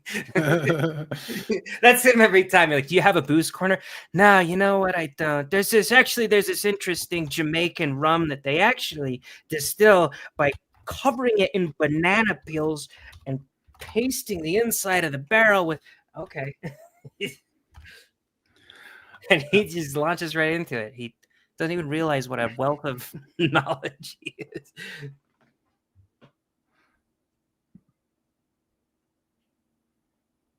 What are we looking for? I'm looking up the thing on what the ivermectin claim was, but it gave too long of an answer. But maybe that's not true. I've heard that floating around, that they tried to then go make it a product that you'd have to get back through them repackaged. Let's see here. Jared put his baby through AI. It was really weird. I just did the meta AI thing. Morgan sent his 4-month-old pictures to some family, and I put a beard and long hair on him, and I was like, he looks so much like me. And then I said, make this baby into an elderly man. And I have no idea why it put a temple behind him. He didn't have a temple behind him in the picture. So knew out that, well, it knew he's going to get converted in the future. Like he's going back. That is your future. I jokingly was going to put to this a couple of the words of the 14 letters as a joke. The 14 words of we have to secure the future of our, some sort of thing like that. But I decided to take it off because you can't even joke about it'd be Fed posting to joke about that stuff. It is kind of funny though that I guess it's just for the linkage to what that thing is. But the whole thing just says we need a future. We need to secure a future for this race, and all of the races are allowed to say it. But I switched the title of this thing to something that comes from what's called hauntology, like haunting, from Derrida, which Derrida had this whole thing where he talked about all of our current days are haunted. Here it is, are haunted by the ghostly presence of ideologies, like the three ideologies of the World War II. It's kind of like Derrida talking about what we say nowadays is the boomer truth regime, all the dispute between fascism, communism, and liberalism, and that sort of stuff, and the things that didn't work, like the communism, haunt us. They haunt us in our current days, but we're stuck with the uniparty, monoparty. And when we go and vote, and we vote for things, it's the same thing as the Native Americans doing a ghost dance, because they would do a ghost dance to try to secure their future, like the 14 words were trying to secure their future. But the ghost dance was ridiculous. The ghost dance was, obviously they were just doing something that they thought their traditions would take care of to secure their future. It didn't work. But he claims that voting itself is like us doing a ghost dance. And if you stop and think about it, so much of that is dissident right or Fuentes talk. You know what I mean? It does sound almost exactly like, maybe not complete, not for the white ethnicity, but it is like the 14 words. But I'm perfectly fine putting that as the title of this thing. I can do a Derrida title that talks about lamenting past murderous ideologies that didn't pan out, and thinking about how to secure the future. But everything we're doing now is just bullshit. Like voting, the stuff that they'd freak out about Fuentes saying, which I do think Fuentes is his own type of dork. But all the concepts, this is why they joke that they used to call them like the POMO right, or the postmodern right, because those guys would pick up that those guys went and made the same arguments. They made the exact same arguments from the other side, but you're totally allowed to say it in academia in that way. But you can't say it like David Duke says it, or that sort of thing. Sorry, go on. No, I was just going to say, like, it's just ridiculous endlessly with any sort of evolution or family-based or community-based structure, that they aren't groups that are concerned about the continuation of their identity, and that really is like the main debate of what all stuff is going on out there right now. This is what everybody's vying for and pushing for, and saying that the whiteys are the only ones that are not allowed to do that. But there is some sort of sense that you wish that you could go to like liberalism and say, hey, if we can't do it, none of us are supposed to be doing this. None of us are supposed to be doing this under liberalism, but it's just completely open and like a voting block for you on all these other different minority identities, and that other identity can't do it. But I don't even know which direction I advocate for it. But it's like, it's either tribalism or it's liberalism. It's either one. Like, either all of it's okay, or like the special pleading one direction or another is what's driving the Fuentes crowd insane. It's a little bit of a spectrum. I'd say I would lean toward, mostly speaking, none of us can do it. In law, none of us can do it. Yeah, in law. But like, then there's a certain amount where it's like, I don't mind if like a black dude is like, I'm really proud of. There's realism. You can't beat it. You can't beat it either. Yeah, well, like a black dude. You can't beat that the backlash comes. You can't beat the backlash comes. Yeah, but it shouldn't bother anyone when like a black dude says, I'm proud of what black people did in America. We did this and this and this. We've got the real king of rock and roll, Chuck Berry, if you're ignoring his bathroom scandal. But like, we got him. We contributed all this music. You can be like, oh, that's cool. We're really proud of what white people did. Like, we got the Wright brothers, we got all these other people. And if they could just listen to a white person say that, be like, yeah, you guys are awesome too. Like, that would just be Let's just be the best. I mean, that's a tiny bit of, pride in your heritage, but also like we are a group, we are a national family, So it's not like the Wright brothers are any more my achievement than they are a black dude's achievement, because neither of us invented the airplane.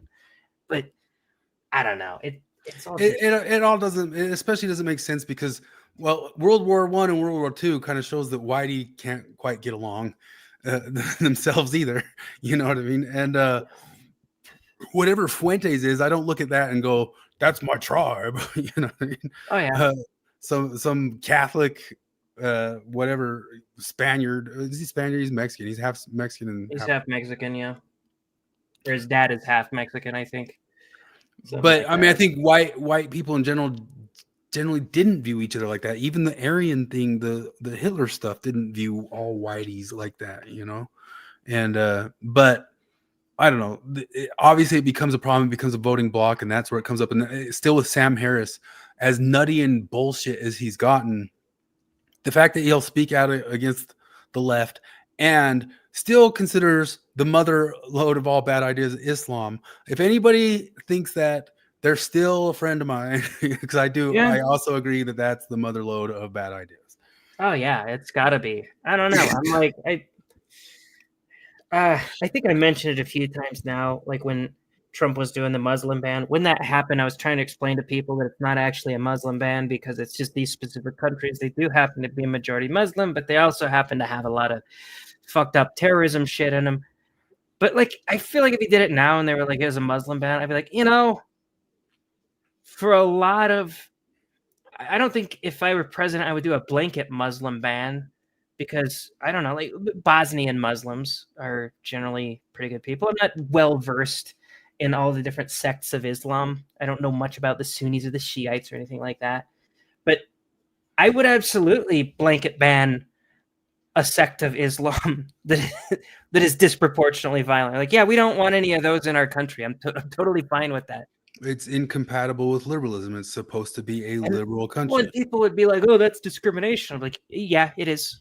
I'm discriminating against that group of very violent people, and I'm fine with that. I'm also discriminating against criminals. Like if I'll discriminate against face tattoo people. Let me see what did you just notice? I didn't realize, like, I wasn't understanding people's names, and it's done that thing on YouTube where it's changed to their @. Instead, I thought they got rid of that thing, and now it's their @channel stuff.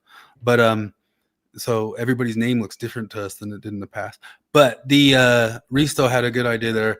We should have a cooking contest, and the top 3 winners of the cooking contest are allowed to express racial pride.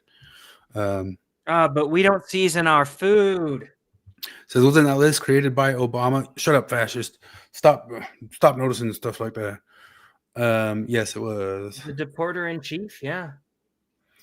I think it's funny that your baby is going to reconvert to Mormonism. Yeah, I guess so. I don't know. There's worse ways he could rebel. I remember reading a Reddit post of this family that was distraught because they raised their daughter as like a liberal atheist, and she met a boy she really liked after high school, and then they found out she was going to a pro-life rally. And they're like, how do we deal with this? I'm like, man, 2025 childhood rebellion looks fucking weird. Next thing you know, she's going to be going to church and having children and learning how to bake sourdough. Yeah, so I think I recognize this from the pictures. We know Risto, and his name's there. Dow does it on. I think that is Christopher, and then we got Charles back there. Troy, we can figure out, and some of the rest of them. Harambe Boys was the same. Leslie's was the same with something added on to it. Anyway,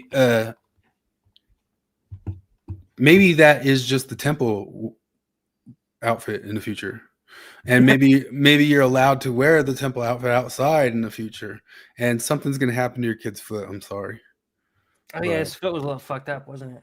Yeah, well, that's just predicting something. Keep him away from, well, this is one of the reasons NAFTA is good. It's going to keep your kid away from factories. Or maybe that's saying a good thing. Factories are coming back, and he's going to he's going to hurt his foot in an industrial accident, but get paid out for the rest of his life. Dude, I would fuck my foot up if I got it. Of course. Well, didn't you see Elon Musk just announced that there's not going to be work in the future? Yeah. Only people who wanted to do it will do it, like people who like to garden.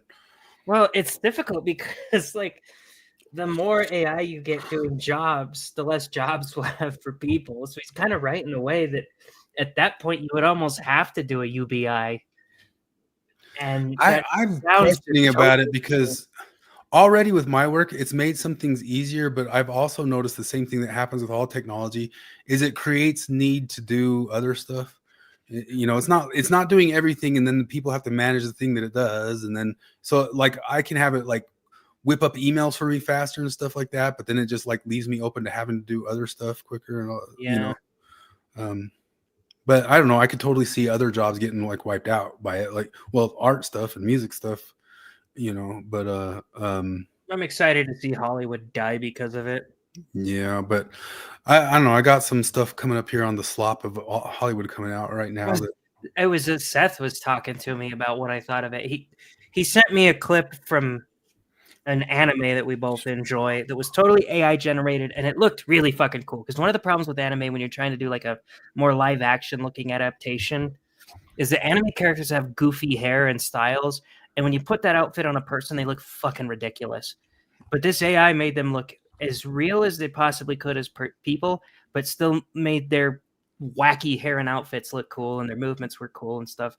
He was like, "What do you think about this?" I was like, "I don't know. I mean, it looks cool, and I'm excited for it. But also, the first time I hear a song that truly like moves me inside, and I find out that it was written by AI, I will go full nihilist." He's like, "No, man, I'm excited for it." I don't think I can play it on here because you get dinged for it. But you saw the #1 country song. Yeah, I haven't listened. I saw that, and that's depressing to me. I don't know how they've gotten it. You know, that's Steven. Steven's Mr. Natural 1299. Yeah, I didn't know you're a bodybuilder, Steven. I recognize the picture. What were we just talking about? Retards. Speaking of retards, actually, I've decided. I was watching this clip today, and I decided the best way. Anytime somebody asks me from now on to define postmodernism in a quick little blurb, what I used to say is, like, "Who's to say?" Like that's a pretty good way to do it. But I was like, postmodernism is what naturally happens when a liar is backed into a corner in an argument. It's just what people do. Yeah. They start playing word games, and the reason I thought of that was teased out into how to do it. Yeah, sure. It was that, which is what was going on with that Adam God theory stuff. Well, it was the Jasmine Crockett thing. Oh yeah, he came out and talked about Lee Zeldin. It looks like Mr. Lee Zeldin here. He got a campaign contribution from a man named Jeffrey Epstein, looks like. And then Mitt Romney too. Yeah, Mitt Romney too. And then Lee Zeldin responded. He's like, "Yeah, you fucking moron. It was Jeffrey Epstein, the physician. Totally different person." Yeah. And then she was on CNN later, and they were asking her about it, like, "Yeah, you kind of fucked up there, didn't you?" And she's like, "I don't know if you noticed this, but I said a man named Jeffrey Epstein. I never done said it was that Jeffrey Epstein." And I was like, I just wanted people to be aware that they never know who's on their donor list. And the whole thing's to hide that, like, Jeffrey Epstein, 99% of the time donated heavily to Democrats. Well, yeah. And she, I don't know why Trump didn't release this shit sooner, because he had that bad week, and this Jeffrey Epstein shit releasing is good for him. Yeah, it shows that Jeffrey Epstein hated him, and then they had that stuff where with the other lady, what's her name, Driscoll or something, that he was texting. He was texting her live during a hearing to try to take down Trump. Yeah, it was the Virgin Islands representative. It's like a non-voting representative. I didn't know we had those, but whatever. And it was someone named Rona or whatever. He's watching this hearing, and she's like, "Hey, I'm up next. Quick, tell me who Rona is." So he has to explain it to her, and she gets up there and tries to grill Trump while mispronouncing the name of the person. She had no fucking clue what she was talking about, and that's hilarious. I I had know, the like Epstein one of stuff- my lefty buddies the other day at work was like, "Oh, hey, Jared, what'd you think about that whole Epstein thing where they showed that Trump was giving a knobber to Bill Clinton?" And I was like, "Well, I don't think it's true." And he's like, "Ah, it's just because you're a Trump guy." And I was like, "No, here's the deal. I hope it's true because that would be the funniest thing that's ever happened in the whole world. Like my first commitment is to funny shit, and then my second commitment would be to reality and stuff like that. But wouldn't that be the funniest thing ever if Trump sucked Clinton's dick? I hope it's true. I don't think it's true. That one's so obviously not. It's so No, obviously that there's I just don't think two it's guys true at who all. hated Trump saying something dickheaded about him. But Well, yeah, I don't know. You think about it. You're talking with your pal. Your whole business is blackmailing people, and like, man, I really want to take him down. Oh, you should tweet that picture you have of him sucking off Bill Clinton. I would say that to you as a joke if we were discussing pedophile island owning blackmailers. I'd totally make that joke to you if we were that wretched type of person. Totally. That Epstein's brother went on Chris Cuomo's show and said they weren't talking about that, they were just bullshitting, and he pulled it back. Somebody over on just this week. Oh. And they played it on Part of the Problem, and Dave and Robbie the Fire made the best joke about it. He's like, this is like the Fredo of the Epsteins and the Fredo of the Cuomos talking to each other. Like, it's a Fredo on Fredo stuff. But it's just so obvious. Like, he did also say that, like, well, Jeffrey did tell me that he had stuff that he could get all elections canceled. But it's also just like, if Jeffrey Epstein was he funded the campaign and was texting directly with that lady, and they had him for years, and he didn't just deliver them some sort of stuff to sink Trump. They couldn't just do it. Flips says talk about the Harry Reid revelations, where there was some sort of thing where it was passed out in the media, some sort of lie about Mitt Romney's taxes. Do you remember exactly how the story goes? I do not. But then they celebrated in the media that the lie got around, and then that leaked out that they were celebrating. They didn't go correct it. They didn't do anything to say it. They were celebrating that the fake news got spread around. Harry Reid, the Mormon. What do you think it'd be like if Mitt Romney won that election? Oh gosh. I know. It probably would have just been like Obama's second term, pretty much, right? It would have just been like, I shot on this Obamacare thing, but it's pretty great, and we can improve it by quadrupling premiums. See, new book shows how KSL.com. New book shows how Harry Reid's team celebrated false claims about Mitt Romney's taxes. Yeah. Risa said, I heard a story about Harry Reid proposing polygamy to a lady. Wow. Anyway, back to like the Epstein stuff. I mean, they're joking. I mean, stuff's going to come out, but I think the stuff that it most looks like is that Trump was obviously protecting a donor. I agree with all the people who say his messaging has been terrible on this. It's just so ridiculous that he went all the way one direction and then all the way the other. It was pure gaslighting for sure. It was like, nobody cares about this. Why are we pretending we care about this? And then really came down on Massie, came down on Marjorie Taylor Greene about it, called a Democrat hoax, all that sorts of stuff after he was the one who pushed it for years and all that stuff. But I genuinely think it's because he's protecting donors, because when he was gung-ho about it is before he got all his donors before his final push to when suddenly all those people kind of switched sides, like the All In podcast and all those people, all those tech billionaires, Elon Musk suddenly made it cool to jump to that side, and the Israeli billionaires, the Adelson or whatever, and a bunch of stuff came out recently that there was proof that he was working with Mossad agents in different capacities. Not that he was for sure Mossad, but it was obviously like donors who said, "Okay, bury this," or try to bury this, or and then he's doing it. Not to say that there might not be something weird in there or something with Trump, but they leaked those messages with the Valerie Guilfrey lady, who's one of the ones who said he didn't do anything. And then they blacked out her name and acted like he spent hours with this lady. The one who already said, Flip says, and Obama's team too. Was it Obama's team celebrating Mitt Romney's taxes and stuff, that they knew that it was fake news out there and they just like let it hang? Wouldn't it be refreshing if there was like some some candidate party who like admitted that they got something fake and wrong, or were celebrating, or just corrected a record. Like we were talking about it was heartening when you saw Crowder do that, and disheartening when he didn't. Yeah, well, it's like watching. I need to go back and keep doing it. I wanted to watch every televised presidential debate, and I only got like the first 4 in before, but there was this fucking great moment. And it's probably the big fake and pandering to the current zeitgeist that was happening in American politics at the time. But it was one of the Kennedy versus Nixon things where they asked Kennedy a question about, or they asked Nixon a question about how, I think it was David Duke, it was whoever was the head of the KKK at the time, endorsed Nixon. And Nixon, he said the political thing where he's like, well, and I totally disavow it, and like obviously I don't like the whole white supremacy thing. And then Kennedy chimed in and said, I do want to say that like the fact that this guy endorsed Nixon does not mean that Nixon is a white supremacist. I totally trust that he does not hold those abhorrent views or whatever. And I was like, that's fucking classy.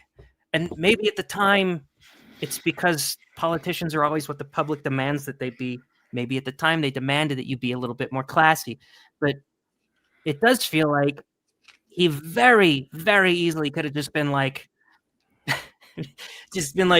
well, clearly the white supremacist likes my opponent, and therefore my opponent is a white supremacist. And he didn't do it. There was famously that time John McCain talked down people from saying Obama was a Islamist, which is kind of funny because John McCain's name kind of comes up as the joke of no matter who you vote for, you get John McCain anyway. You remember South Park had the whole episode that McCain and Obama were in cahoots together to get Obama elected. Well, they just it was either one of them. They didn't care who won. They just wanted one of them to get into the White House so they could tunnel under what's that place? It's right next to the Smithsonian. They wanted to tunnel under the Smithsonian, and it was a heist.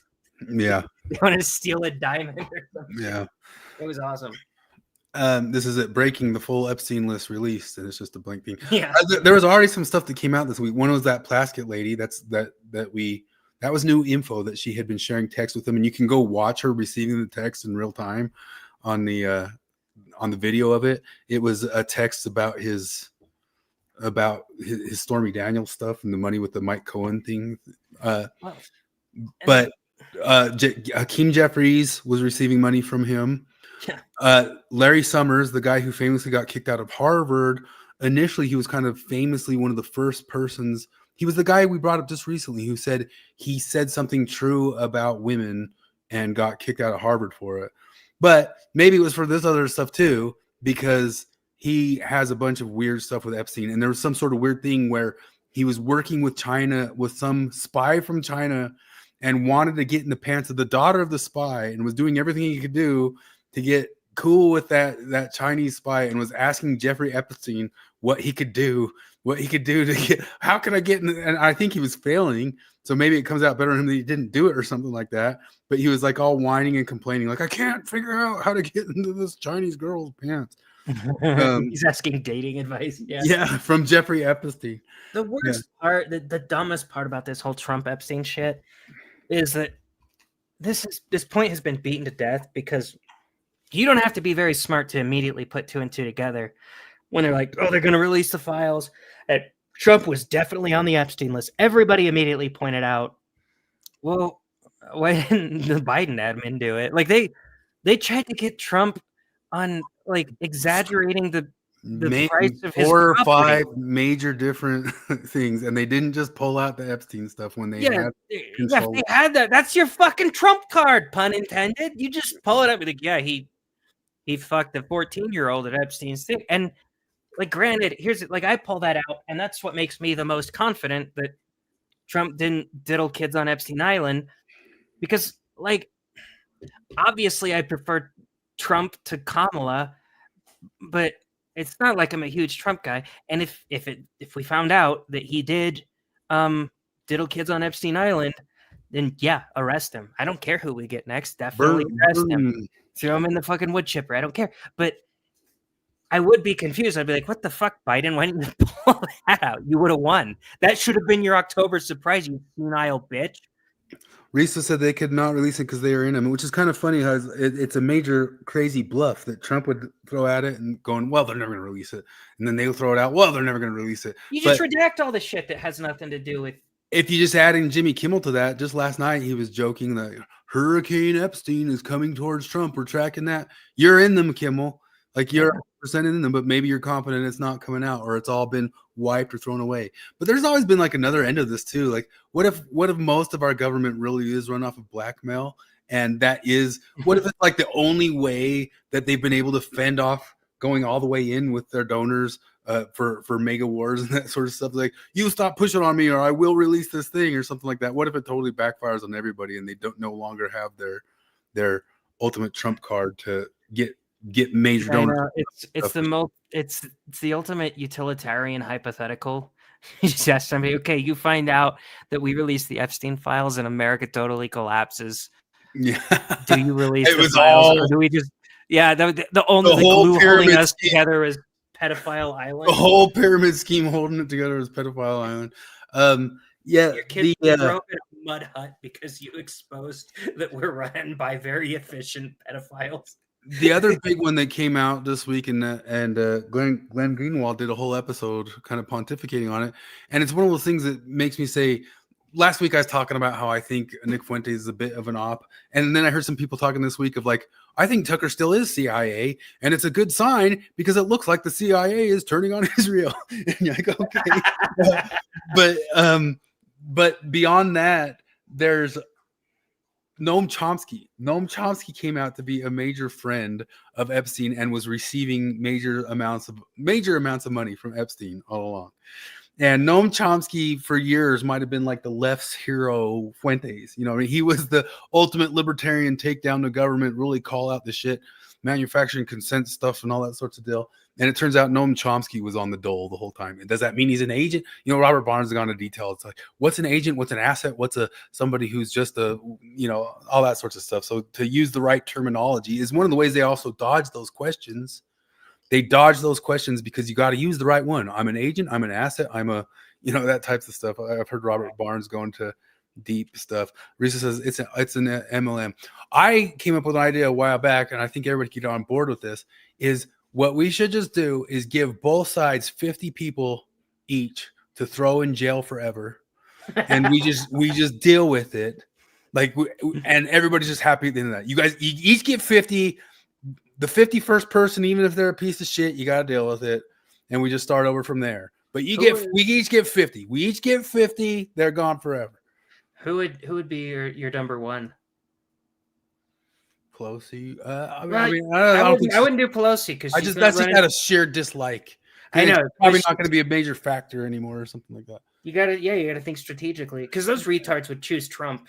You'd be like, okay, he's 80. Like, take him to prison. He was only going to live for like 5 more years anyway, so whatever.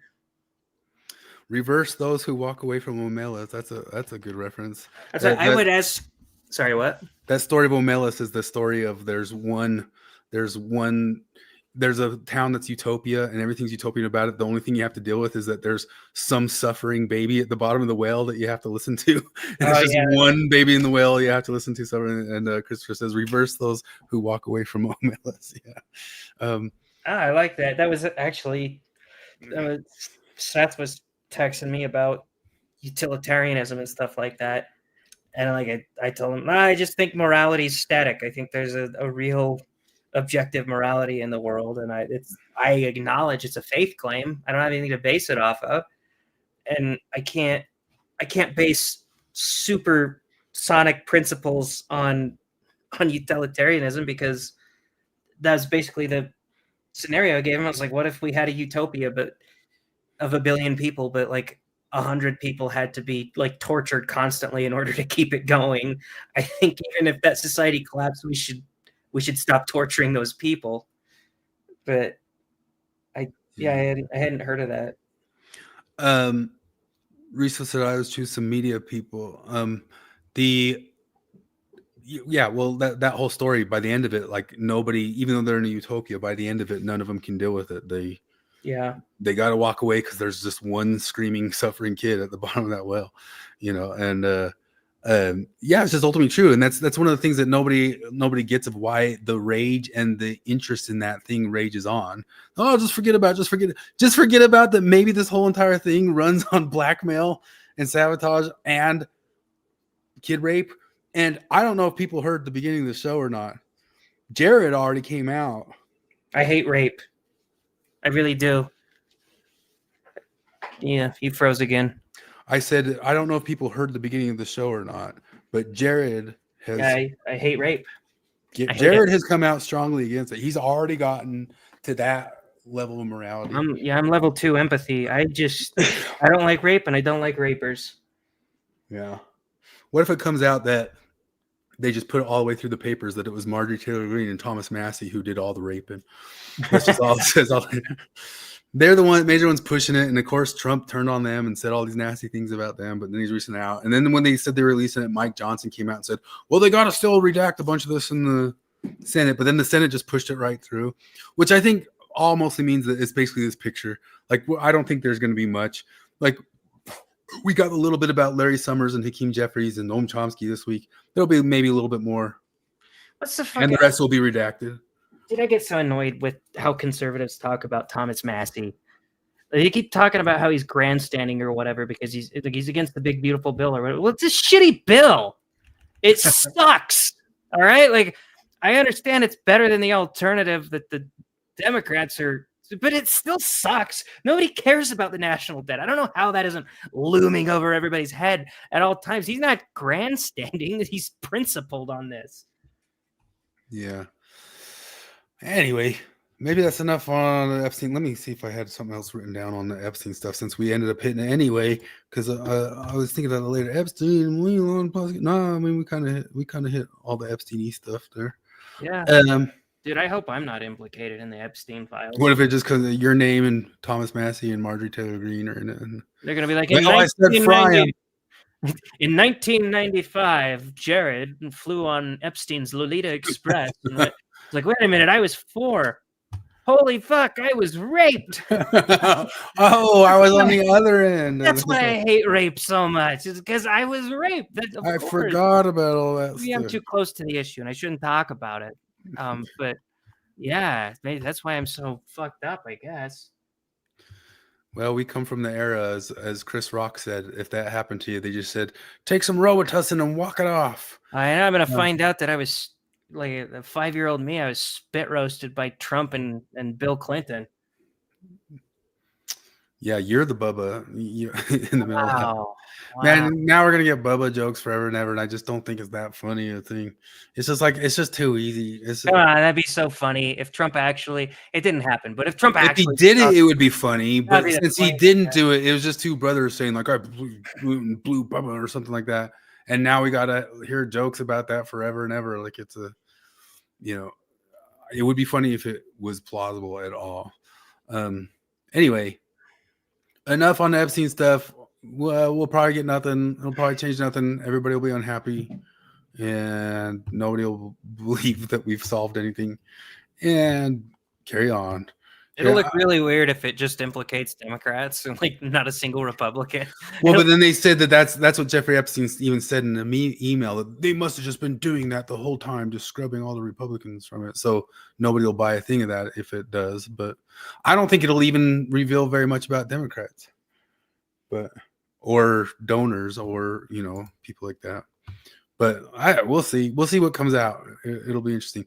Do you see Mike Johnson said to people, everybody's got to realize that this could really alter the way the system works and runs and what everybody knows. And everybody's like, yeah, that's the point. That's concerning, buddy. Yeah. Our entire system is held up by the rickety Elmer's glue of child rape. I don't know how we feel about our system. Should have gone to one of those repressed memory therapists, Jared. And Danica Lewis, I saw that somewhere this week. What's that about? Danica Lewis. It's Donald Trump. Oh, Danica Lewinsky. Oh, I said Lewis. Yeah. That's funny. But the rest of I saw some pictures of like nobody knew there was 2 presidents in this picture, and it's just like Bill Clinton sitting at the Oval office by himself or something like that. There was one that was like that they posted it in the Lobsters. I wish I had it right now, but you know how they explain the Trinity, like it's a triangle and it says the Father is the Son is the Holy Ghost, and then it has the is nots. It was like it had Trump, Monica Lewinsky, and Bill Clinton. It said who all blew each other. Blue did not blow, and it goes to Hillary Clinton. Yeah, it's like probably didn't. No, probably nobody ever. Anyway, back to this stuff. You sent this picture, and I'd only seen 2 episodes at that time, and I kind of defended this, but it says this whole thing of I can't even read the thing. My eyes aren't seeing that. Okay, it says, wow, you know what? I'll read the thing first. It says, thoughts. The HBO series It, Welcome to Derry, premiering October 26th, is a prequel to the films, expands Stephen King's 86 novel by delving into the cursed town's 62 history, blending supernatural horror with pointed examinations of human evil. Its prevailing social commentary critiques how societal prejudices, particularly racism and institutional complicity, exacerbate and mirror the supernatural threats posed by Pennywise, positioning everyday bigotry as a more insidious monster than the clown itself. And then you got Pennywise up there going, wow, you know what? I might be a demon who literally eats children, but at least I'm not racist. But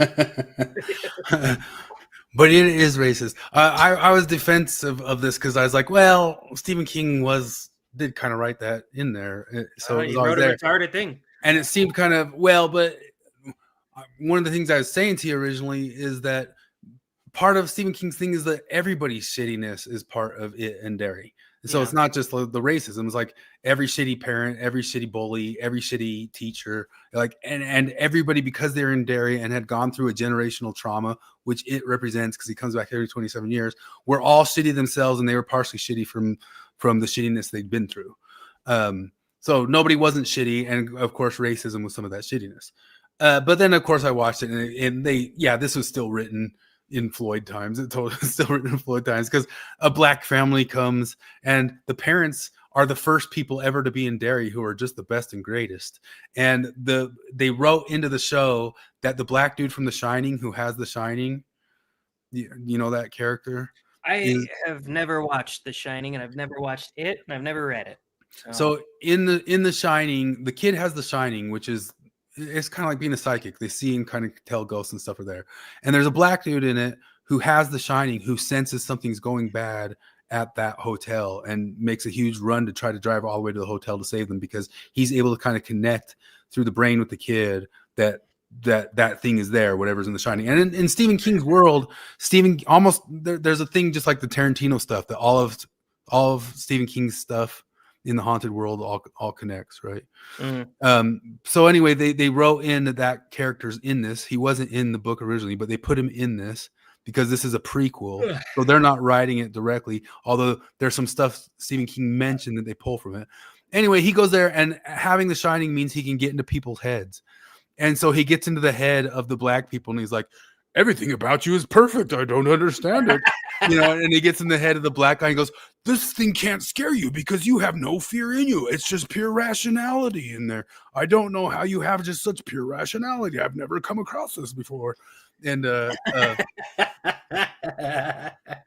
the lady's an activist and has a good heart and all that sorts of stuff. I'm like, in the original It stuff, everybody was shitty. Everybody was terrible. All the parents were terrible. So it starts writing that crap in. It's like, okay, yeah, they did start going the extra mile to being it isn't just the original story. They doubled down on the Floyd era writing. But that's not the true sin of the show. The sin of the show is CGI slop. I've got maybe it's a little bit of spoil of it here, but oh my gosh, the slop in it it looks terrible. I cannot get afraid of anything because every single time anything scary happens, it's such CGI crap that like here's a demon baby that comes at it and it just looks terrible. And every single time, like something like this guy will jump at you, and it almost kind of seems like something from like a Disney 3D movie, just kind of because like they jump into the screen like whoa, and it looks like crap. and every single thing in it just looks terrible. Steve is in Utah. His daughter's getting married.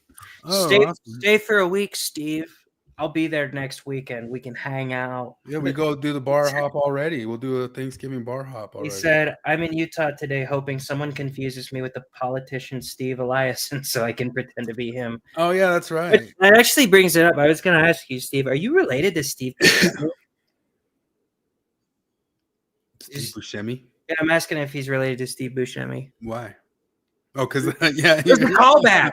There's a callback to first name relations. Stupid ass joke. yeah. I get it now. This Death by Lightning show is pretty good. Just talking slop. It's good.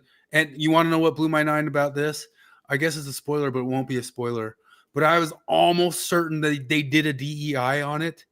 And just like all this other stuff we're talking about, that they lie so often that when something turned out to be true, it blew my mind. And one of the things that happens in this is when Garfield was shot, spoiler, 20th president of the United States was shot. When he was shot, the first physician there on the scene was a black man, and he was a doctor. And the black man said, do that bullet, you shouldn't try to dig it out of him because it'll just make him sicker. You know, you're gonna infect him, and you shouldn't do it. And then he went back to the place, and what actually killed James Garfield was a white doctor named Dr. Bliss, who came in and was insistent on getting the bullet out of him and was digging in him for days and couldn't find the bullet. And then when they finally did find the bullet after everything, it hadn't pierced any of his organs, and the only thing that killed Garfield was the digging. And I was like, that's a DEI story. Come on. I looked it up. It's real. It's 100% real. It really was a black physician who was there first. The black physician really did say, don't dig for it. And it was the other guy who insisted on digging for it. And I was like, see, you guys have cried wolf so many times that now when I see a real thing, I think it's you guys doing your fan fiction stuff that you added into all the fan fiction when I tried to just watch a nice little show about Julia Childs and fan fiction galore all the way through it. Like, yeah, Julia Childs was tempted gay. Yeah, Cleopatra was sub-Saharan. Yeah, Anne Boleyn was totally black. Yeah, okay. All right. Flip Johnson says ancient African folk medicine says don't dig in wounds. Is that true, or is that a joke? It might be true, but yeah, the guy would have saved him. And this is one of the things we were always griping about before. Is like, we are positive there's enough true stories about black people out there. You could do really good true stories. You know, he says a DI joke. It was an African American way of knowing. But no, it was refreshing that it turned out to be real when I looked up one of those things instead of just a DI writer. What a cool guy. Really? Nah, really? Yeah. It's a good show anyway, though, because and the guy who's a woke tard, we don't go hard. We can still enjoy people who are woke tards, but it has a what's his name from Parks and Rec? Nick Offerman. Nick Offerman plays Chester A. Arthur, the person who followed as president. He does a great job in it, and you can't help but like Nick Offerman in his acting. Good actor. He's likable. And this is good. And there's nothing, even if that story is real. Flip said they do get shot a lot. Maybe they learned through experience. Yeah, it's a good show. There's nothing. Well, there's one little thing about it. There's a final speech that I know was probably bullshit. It has to be bullshit because his wife went and gave a speech to the killer, and that was probably obviously horseshit. But other than that, it was pretty good. Pretty good. Anyway, I talked about the cult of Oneida, which we brought up the cult of Oneida, and I looked up the burned over district. That's the burned over district. And so many different little cults came out of it. And one of them was our little cult, the Mormon cult, and all that sorts of stuff. And the cult of Oneida, I wondered why they had this little extra thing. Well, that's where the cult of Oneida is. And I'd heard of the cult of Oneida. If you haven't heard of the cult of Oneida, it was a feminist Christian cult that believed in free sex. Everybody had free sex with each other, and then they also had to do daily airing of grievances, And it shows all this in the show. Like they had to do daily airing of grievances of who was bad and who was wrong and who sucked and all that sorts of stuff. But if you look up the cult too, the cult of Oneida also, the men weren't supposed to ejaculate. They could have all the sex they want, but the men couldn't get off. Why would you even want to? Like you could come up to me, like you'd come up to 17-year-old Jared and be like, "We're gonna let you fuck Scarlett Johansson." What? That's awesome. Yeah, she wants to fuck you. You can't come though. I'd be like, what? First off, that's not possible. 17-year-old Jared. If I put my dick in Scarlett Johansson, it's just right away. You know, I would not. I would be a half pump chump in that case. But even if I couldn't, even if I could, if like you can have sex with Scarlett Johansson, it'll be like 6 hours of just raw, nasty sex. But you can't come. I'd be like, nah, I'll just play video games. Why would I want to do that? Are you insane? You want me to make love to her? I'm not gonna make love to someone. I'm gonna fuck her. All right, making love is for someone that you're in love with.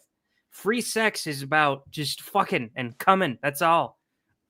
Risa says, what about the Seventh-day Adventists? Which I also talked and looked them up this week, because if you remember the Seventh-day Adventists, I was talking to somebody at my work about EBI and food stuff and the inverted food pyramid, and then we came up with it was probably some sort of way to sell Kellogg's, which of course brings up Kellogg's and the guy who invented cornflakes. And if you look up the guy who invented cornflakes, he was a Seventh-day Adventist who invented cornflakes to try to get people to stop masturbating.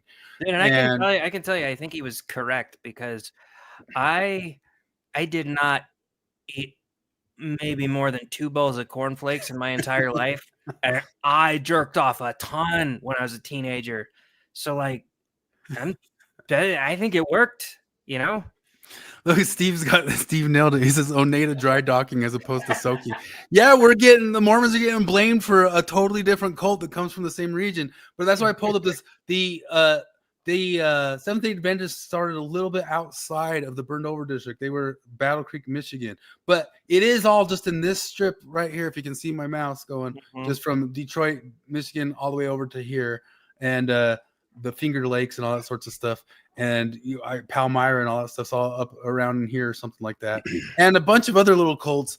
It is in a weird way evolutionary, because there was 1 million of them that came out of there and only like 5 of them survived well. And one of the reasons most of them didn't survive, which is discovered in Rachel Wilson's book, is because most of them were goofy sex cults or feminist cults, and those ones obviously don't breed.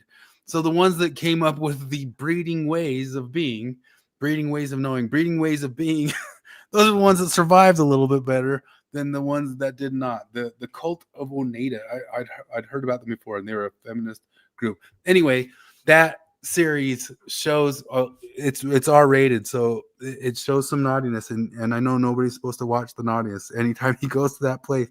But the guy who shot Garfield was a very goofy guy.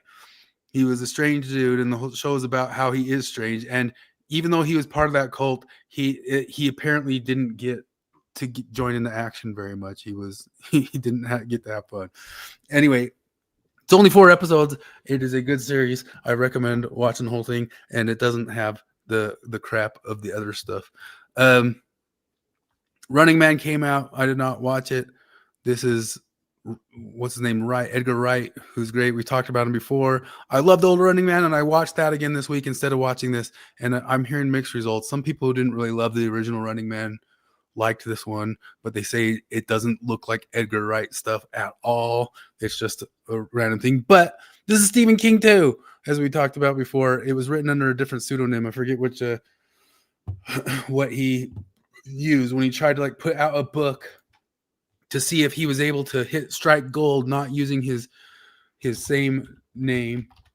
I guess this one's a little bit closer to the book, but it doesn't look good. Anyway, I went and rewatched The Old Running Man with Arnold Schwarzenegger, which was my first R-rated movie. Running Man? The original Running Man. And I've said it before, I was very, very distraught to hear Arnold say an F word, because I idolized Arnold, and when I heard him say an F word, I was like, wait a minute. That's on film. He can never repent for it, because anytime anybody plays it again, he re-sins. And it put me through a conundrum loop that just like Carah couldn't break it. Like I couldn't break that. Like that was my shelf. That was my shelf, man. Like how could Arnold ever repent for this? Anyway, supposedly it's not. I thought this could have been great because Edgar Wright is great, and I love the story running man. And supposedly it looks like he just took a studio job and didn't Edgar Wright it up at all. Which if you know Edgar Wright movies, he does really good, cool stuff with like camera tricks and all that stuff all the way through. And didn't he do that god awful Fantastic Four movie?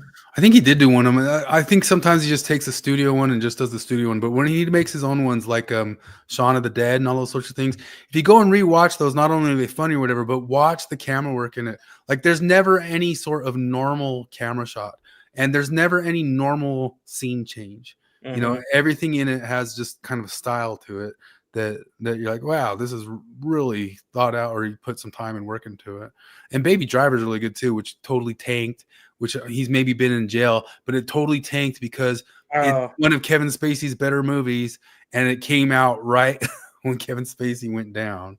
Man, these Epstein things, we're losing all our best stuff because people are taken down for their kid rape stuff. It was Josh Trank. It wasn't Edgar Wright.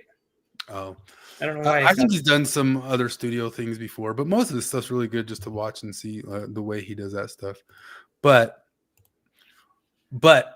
also, Kevin Spacey's been exonerated, don't you know that? And since then, he went and gave a speech, and the person who opened his speech for him, saying that he welcomes him back into the world, was Douglas Murray.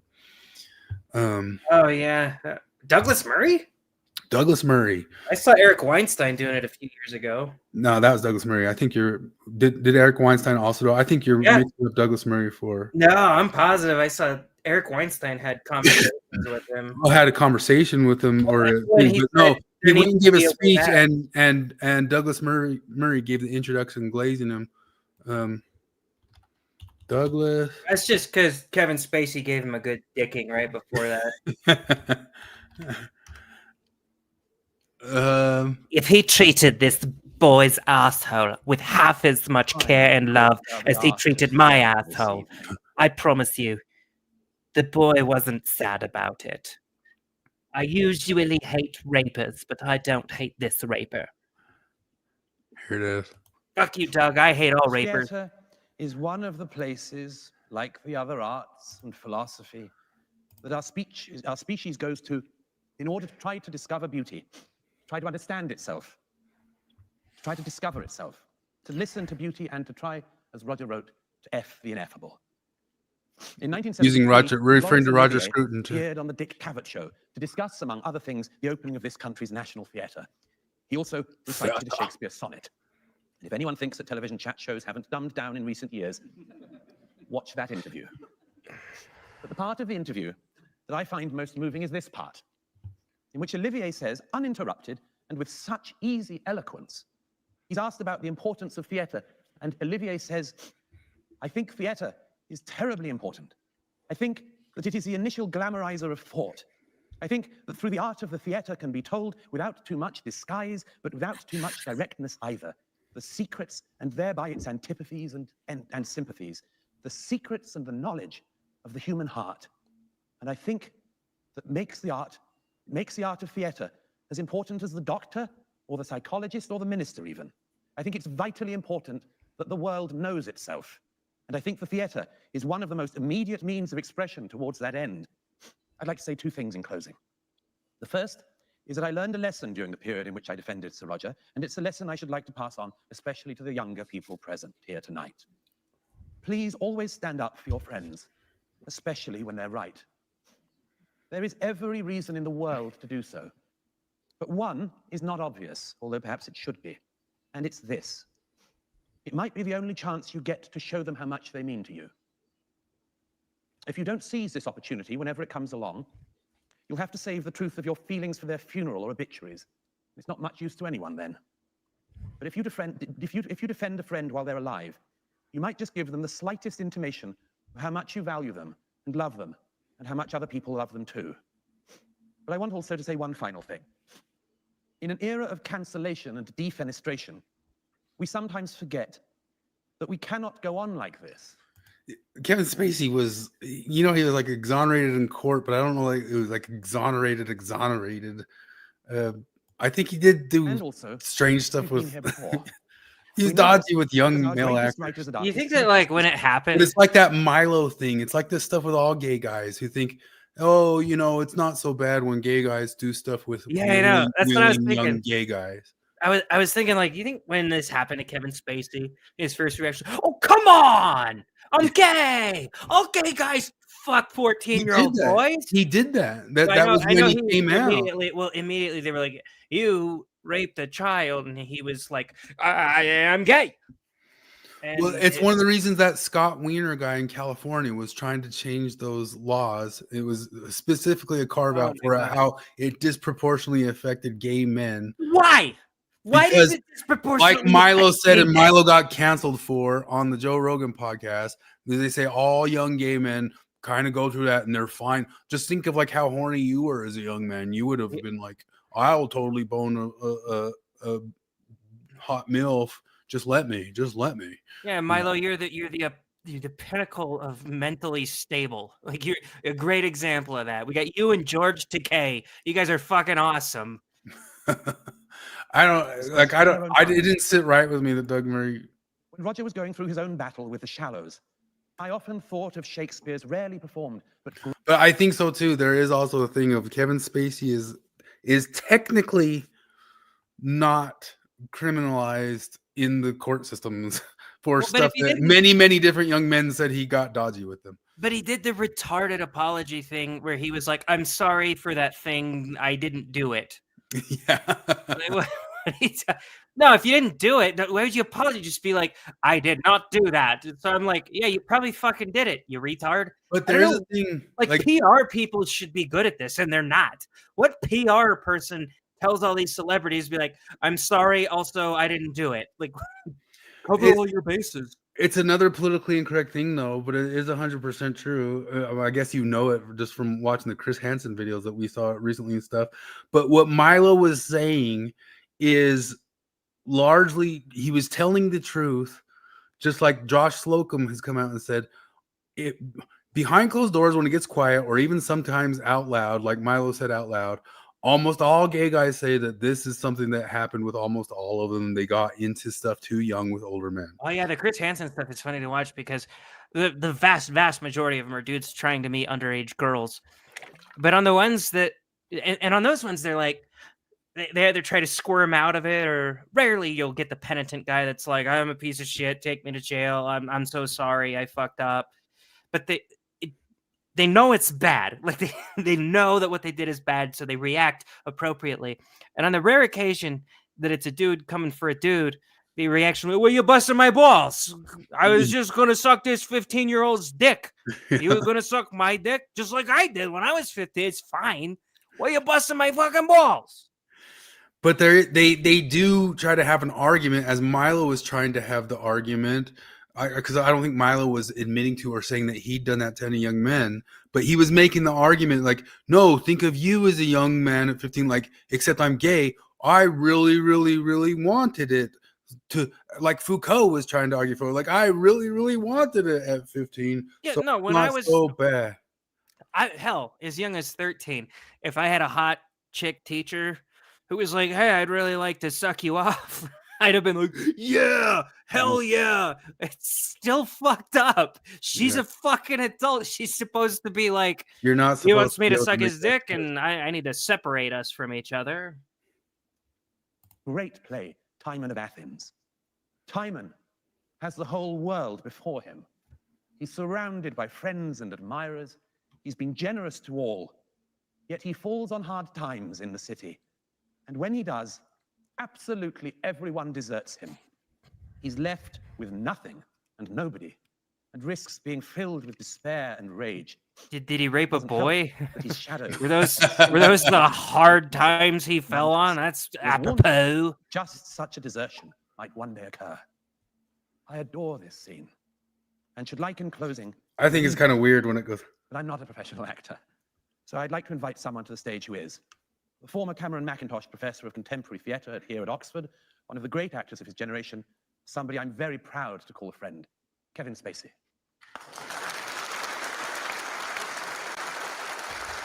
2 years ago. Really?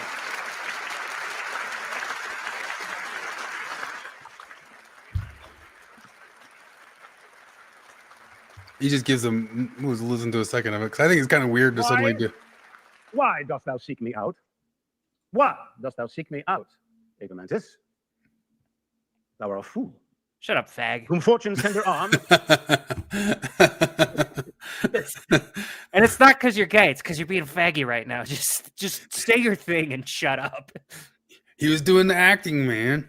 I know. Well, he did the same thing at like, was it a year or two ago when his character in House of Cards was named Frank. Wait, he did like he used let the me character be, to talk. Yeah, to. he was like, "Let me be Frank." And so it's a play on words. And I guess I started watching that show like right before the allegations happened, and then after they happened, I stopped because they're gonna kill his character off, and I don't want to watch it anymore. It's gonna end poorly. Yeah, I watched the show too, and I stopped the second he was off. I was only on the first season, not boycotting for not boycotting. I'm like, a diddler is because the show was suck. going to be dumb. Like I wouldn't have watched if I knew how poorly Game of Thrones was going to end. I just wouldn't have watched it. But it's funny because he did that "Let Me Be Frank" YouTube video where he's in character the whole time, and he's talking about how everyone makes mistakes or all this shit, and maybe I didn't actually make the mistake that I made, and also. You never saw my character die, did ya? So it was like this plea to the network to resurrect him. Yeah, actually, Frank never died. I got off in court.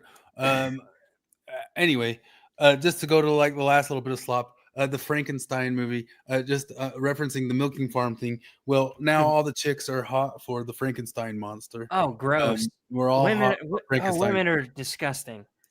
I'm gay. So, okay, I'm gay. So there's a ton of stuff for that, and that stuff's like him being a sex monster in the thing was not in the book at all. And you totally watch this, and number one, they wrote into the show that the woman in it who is in the book is totally obviously kind of hot for Frankenstein, and that is not in the book. You could tell she's like, "Oh, I'm tempted." They made him like 6'5" and kind of sexy, and now all the women are saying he's sexy, this sort of sexy model and all that stuff. And I saw a bunch of people kind of pointing out like how much crap CGI is in this movie, and some of the CGI that's in this that drives me crazy. Which we were talking about a little bit before, is that they use CGI where they don't need CGI. Like you make the boat CGI, you make a window CGI, you make some, like you can tell like normal things are made CGI, and you're like, why? Like why? It just that's the thing. I always notice it in movies. They'll have a dog coming in and doing like dog things. Superman did not work for me because of how fake the dog looked. Is that the reason? Well, there was a bunch of other stuff too, but like I love dogs, and if they had worked with a real dog and done something right with that dog, I probably would have just liked it for the dog. And I don't know, he's even kind of goofy and that sort of stuff, but it looked so shit. But did you know that Superman's hair all through that is fake? Yeah. He has like, you go watch stuff like they had his bald cap on through most of the thing because they had to make his hair fly with his eyes open in the right directions and stuff like that. And everything just looks like I saw some clip for the new CGI, the new Moana, live action Moana coming out. I'm like, this is less live action than. I think I've told this story before when that Lion King remake came out. Me and my friends were recording some songs with the guy, and we were talking about live action remakes, and they were like, yeah, they got the live action Lion King coming out. And I was like, why do they call it live action? And they're like, well, because it looks real. I was like, yeah, but they're not using anything alive. There's zero, because they did it with the Jungle Book before that. And I was like, in the Jungle Book, that's retarded. You can't call it live action. There was one actor who climbed over a bunch of fake trees over a green screen, and then a bunch of CGI animals. Lion King's even worse because there's zero actors in it. There's zero real lions. And they're like, oh, you're right. This isn't live action. We should stop calling it that. Anyway, jumping from that to masculinity stuff, we're running long here for 20 minutes. I have like a bunch of other stuff because we still had maybe we'll hit it next time, Jonathan's because we haven't even seen how it's played out, but Jonathan did a beautiful trouble about scrupulosity, which we've already talked about scrupulosity. But I wanted to talk about this. Alejandro noticed on something that is happening by this if you don't know Pragan guy about the longhouse. You had shared this. Why has all of the color? Did you share it? You shared it, right? Well, it was Alejandro sharing it. If you don't know what's going on in Alejandro this shared image, it, you and I think Risto put it in the group chat, but I had seen it. probably should. It is just an embedded video with this woman who some of you recognize with the caption, "Tariffs or this?" Tariffs. Here's another post embedding the same video saying, "Is this the longhouse?" If that word is nonsense to you, and it will be to most of you, one, I envy you, but two, you are kind of out of the loop on something that is happening behind the scenes. The clip these guys are embedding is a video that was posted almost a year ago of some women doing a TikTok trend. Gen Z And that video has been an absolute obsession among right-wing anti-feminist accounts online. When Elon Musk came along and started making his cuts in the government, they posted this video saying, yes, finally, it will put a stop to this. When Donald Trump announced his tariffs on every country in the world, they said, yes, finally, he's fighting back against this. He's fighting back against the longhouse. If you don't understand this, you are not going to understand how young men are going to be voting for the next few decades. I had to do a whole bunch of reading on the subject because I wrote a book in which a character is immersed in these beliefs. The belief. One of the things that drives me nuts about the current day is like the studiers of stuff to tell you about the things that they study. Like, I'm a studier of the thing. It goes back to that Bogosian thing of where they have like all the experts of stuff. NPR never talks to somebody who actually knows the thing. They talk to somebody who studied or is an expert on the thing. I've seen so many videos this week of people announcing themselves as studiers of Nick Fuentes. Like, you're a studier of Fuentes for us, are you? Thanks a whole lot, you ding Yes, dong. so am I. I think he does an okay job describing it better than most people when you come across somebody who is a studier of a thing. Among these extremely online men's rights types is that our old system of masculine values has been replaced with what they call the longhouse. It is a proverbial communal house where everyone has lost their privacy in exchange for comfort. And that in such spaces, it is women who make the rules. And so everything about the culture and how disputes are resolved is all done the feminine way. So the theory goes is that the way men resolve disputes is through direct confrontation or even physical violence. But women enforce rules through things like social isolation or reputational harm, gossip, and rumors. They may not inflict physical violence, but they will cut you off from resources and your social network, so you still feel physical harms from it. And in modern corporate environments, compliance officers and HR reps are mostly women. So the reason they had this incredibly visceral response to this Gen Z boss and a mini TikTok dance is that they believe this is the oppressor class. This is related to that. If you have Netflix, you've probably seen them heavily promoting a show called Adolescence.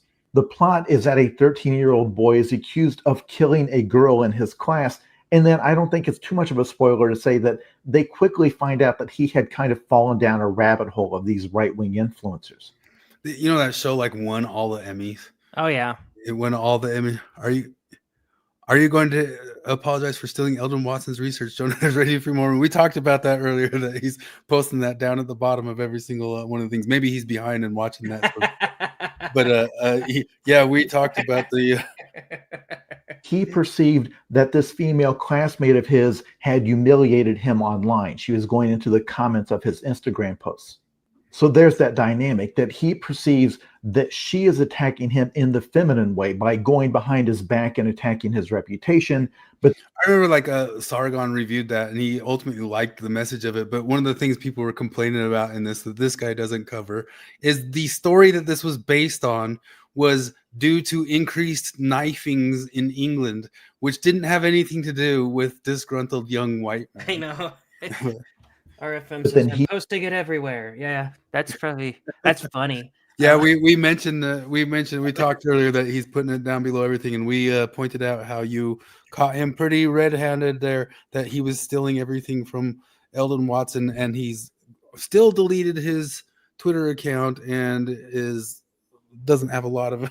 I told everybody, like, when I saw that, when I saw their thing at first, that Adam God Theory didn't happen, I was like, that might be kind of interesting. I got like 30 seconds into it. I was like, I'm not fucking watching this. So, RFM, good on you for being the autistic hero of the week. And really autistic hero of the week for that digging into this shit. Because I was like, I don't want to listen to Reward Radio anyway, let alone this shit on Adam God Theory.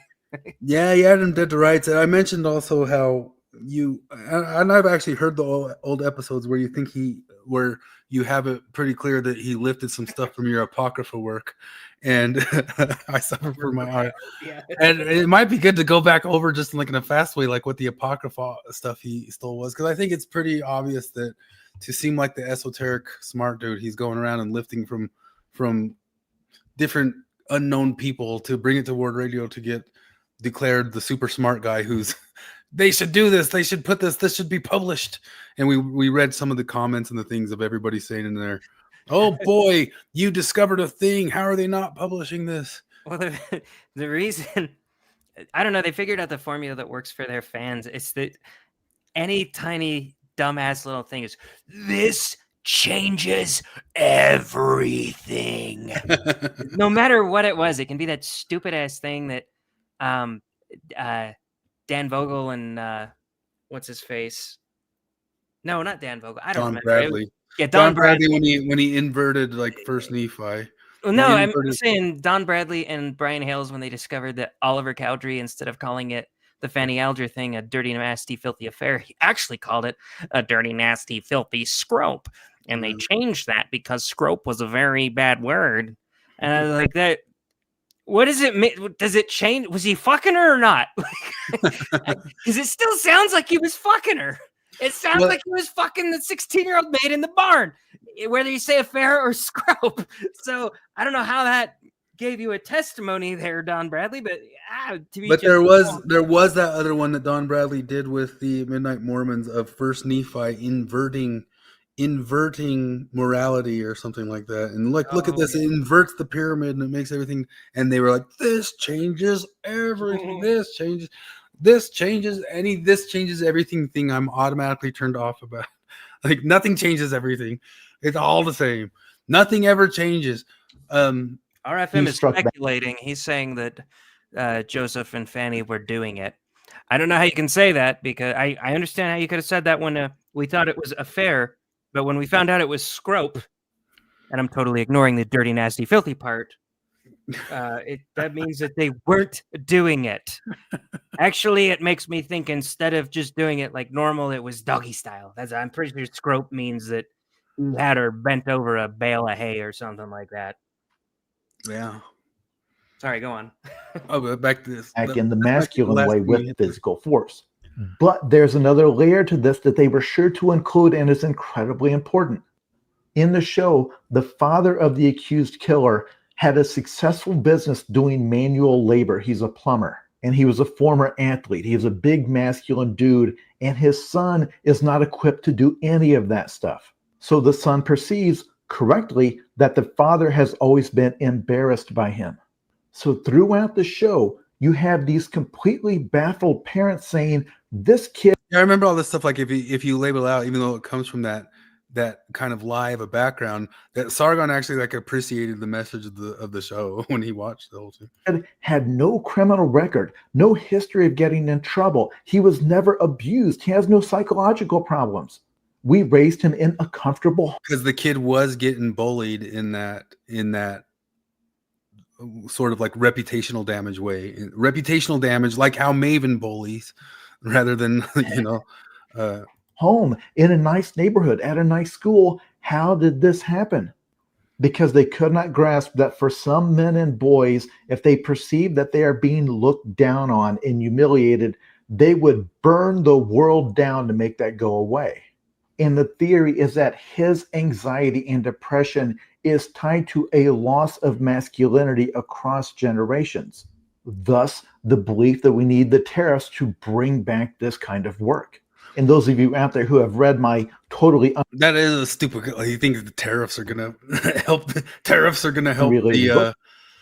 the relational damage of an HR mom, of a den mother, but it is.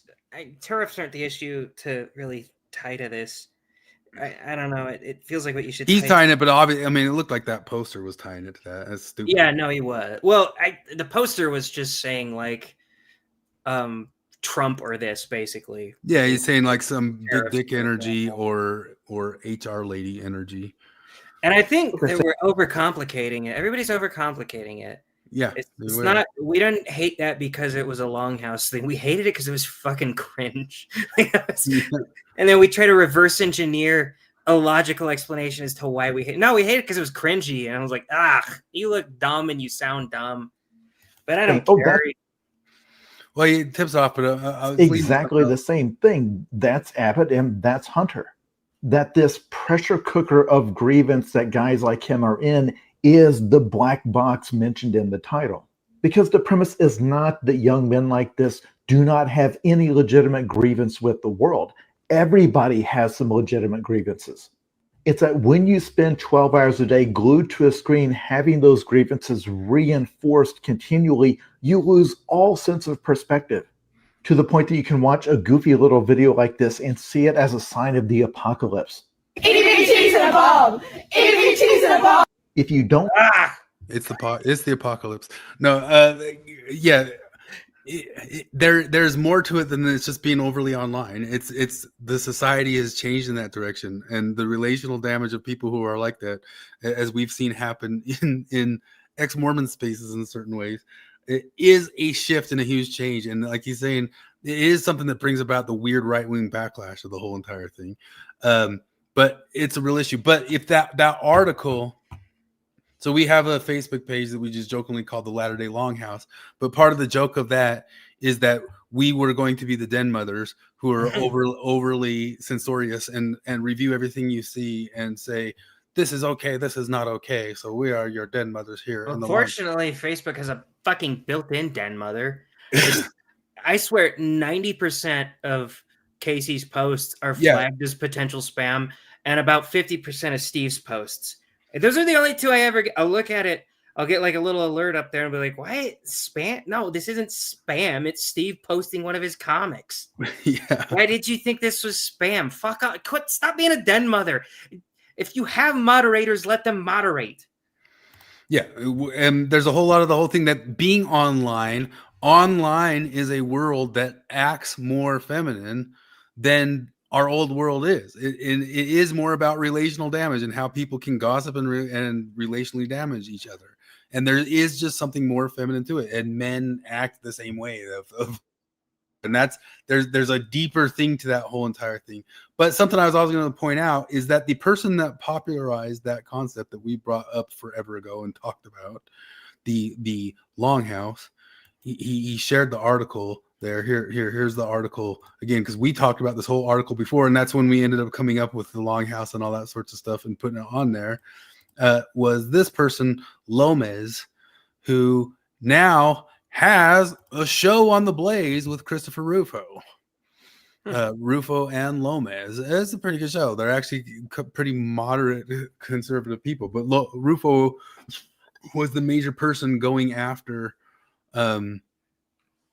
DEI stuff, like overly censorious DEI stuff that's gotten over the top, and he with the Manhattan Institute. But Lomez was just a person who he worked in the UC California system as a English teacher, and he got doxxed back when he first wrote this thing about the Longhouse, and he's the one who popularized it.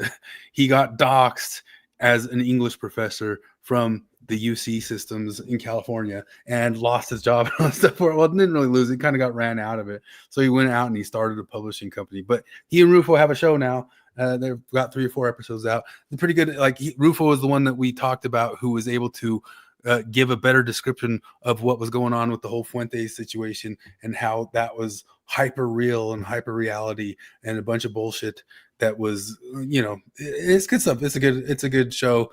But obviously the Blaze has gotten rid of Dave Landau and Alex Stein. Both are off. Both are kicked off, and they got replaced with Rufo and Oh. Lomas. Alex Stein was only ever a meme. Alex Stein was funny to what he did going to the whatchamacallit things, but yeah, he didn't run a very good show. But when he would go and show up at the hearings, or what are they called, like the citywide, the city, what do they call those?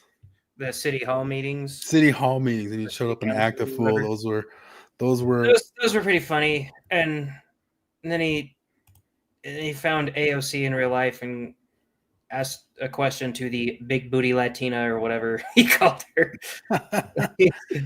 But anytime you listen to him in long form, he never says anything substantive. It's just, So that all links to this, and I think this lady's been on. Bring back the patriarchy. Patriarchy. A society built by men for men. Is she linked to like the Mormon or ex-Mormon world in some sort of way? Who? This person. Is it not? Yeah, switched over. This lady, the one that Jonathan shared with us. A system of male dominance. No, it's not. That's not true. How does the patriarchy affect us today? Breaking down patriarchy. Oh, yeah. She's maybe at school, maybe at church, maybe in your social. She's a lady that wrote that retarded fucking Dear Mormon Men. Oh, she's the same lady. Yeah, she's the same lady. I didn't realize. I watched this whole video not realizing it, and then I found out, and it's this one. Yep. She did a whole fucking the Dear Mormon Man one. So now she's starting a whole series because she's read hundreds of books on patriarchy and she's studied it. And yeah, this is it feels like an extended itty bitty titties in a bob. Itty bitty titties in a bob. This is where you first heard the word patriarchy. I'm going to take you on a journey today to discover the origins of patriarchy and how it still affects our lives today. I'm Amy McPhee Allabest. My journey to understand patriarchy began during my master's program at Stanford. We were learning about the foundations of philosophy and art and politics and religion and history. And I noticed that 106,000 subscribers. Almost every era of time, men were on the top of all the social hierarchies. Why? It was a conspiracy. Why that happened? These questions. It's because they're stronger, you fucking idiot. It's a conspiracy, Jared. Of books. Wow, all those and books. Talk with now it's explained by experts in books. Experts all around the world. I've learned fascinating, life-changing information. As I share my research with other people, the two things I hear most often are, why didn't I learn this in school? And how can I learn this now? And it is being shoved down people in school. How can I learn this? What are you talking about? It's the only thing getting shoved down in grad school, literary grad school. It has been for 20, 30 years. This whole thing is just because this entire video is just her being like, here's some pushbacks to the idea that we live in a patriarchy, and here's why they like. You might think, well, my grandma and every other grandma I know runs the roost, and Dad listens to what she says, but here's why that's actually triple patriarchy. It's even worse. That's called benevolent patriarchy, where he lets her get her way. Wait, isn't that what you want? You want him to let her get her. He doesn't just let her get her way. She rules him. This was the big argument I was having with Scott in a stupid ass group where we're talking about that retarded Dear Mormon Men post where I got to say this to people. Mormon women don't have it bad. And I would say Mormon men have it at least as bad, but definitely worse. Like if you had to choose to grow up a Mormon man or a Mormon woman, it'd be easier to grow up a Mormon woman. You do not have the pressure to go on a mission. You do not you can rule the roost, as you said. Like every fucking Mormon man I know, almost every, there's the rare exception, but almost every one of them, just like almost every Western man I know, is completely whipped by his wife. Mormon dude I work with was just bitching about how his wife is letting their drug-addicted pregnant friend stay in their house, and he thought she was going to be there for a week at most, and now she wants to be there for 6 months. And I'm like, a patriarchy, man, would put the kibosh on. No, she's on the fucking street. Get out of my house. That's what patriarchy looks like. But benevolent patriarchy is apparently just letting your wife have her way whenever she wants it. It's still patriarchy, but the woman gets her way. It's so funny because this is the one area because people get caught up on like Jordan Peterson and getting him all wrapped up in religious stuff and what are truth claims and all that sorts of stuff. But this is the area where he owned people about like what the history of the human race is and how we came up together and needed each other and how this is obviously how it would play out. Women, because there was biological restrictions to certain things that just since the advent of the pill and even something as simple as like the tampon or something like that revolutionized how much women were able to do and not do it. And there is such a biological explanation and evolutionary psychological reason for how things were this way. It's the natural progression of humankind across. It wasn't a top-down conspiracy. Like so much of like leftist critique of stuff reframes history as a top-down leftist conspiracy. Look, it looks like she dropped something. I guess that's why people were talking about it. A dear Mormon man, tell me what you do. Yeah, she. Is it just a regurgitation of the old thing? It's her essay, and it's animated. And I didn't watch it because I already read her essay. Like I was full on in my angry phase. I'm pretty sure, if I can remember correctly, when she wrote the essay. And all it is it just swaps the roles. Like you go to your male relief society, and they're talking about what we can do to support the sistren, and the bishopess comes up and gives her speech, and you're out there waiting in the foyer with your baby. I'm like, do you think that's exclusively a woman thing? Do you honestly think that's exclusively a woman thing to wait out in the foyer with the baby? Because I waited out in the foyer with the baby as a 15-year-old boy. Like that's an anyone thing, and I preferred the foyer. Yeah. Why would you prefer the pews? Yeah. The foyer has a shitty couch. The pews are way shittier. And it's hilarious because I'm like, when you point out the inequality of men get the priesthood, women don't, men already know that. Like they've already done this equation in their heads. Like, how would I feel if the roles were reversed? Fine. And boy, oh boy, that priesthood. I know. Oh, I really wish I had the priesthood. I really wish that I was told that I'm shirking my duty if I don't give up 2 years of my life doing the most boring thing on the fucking planet.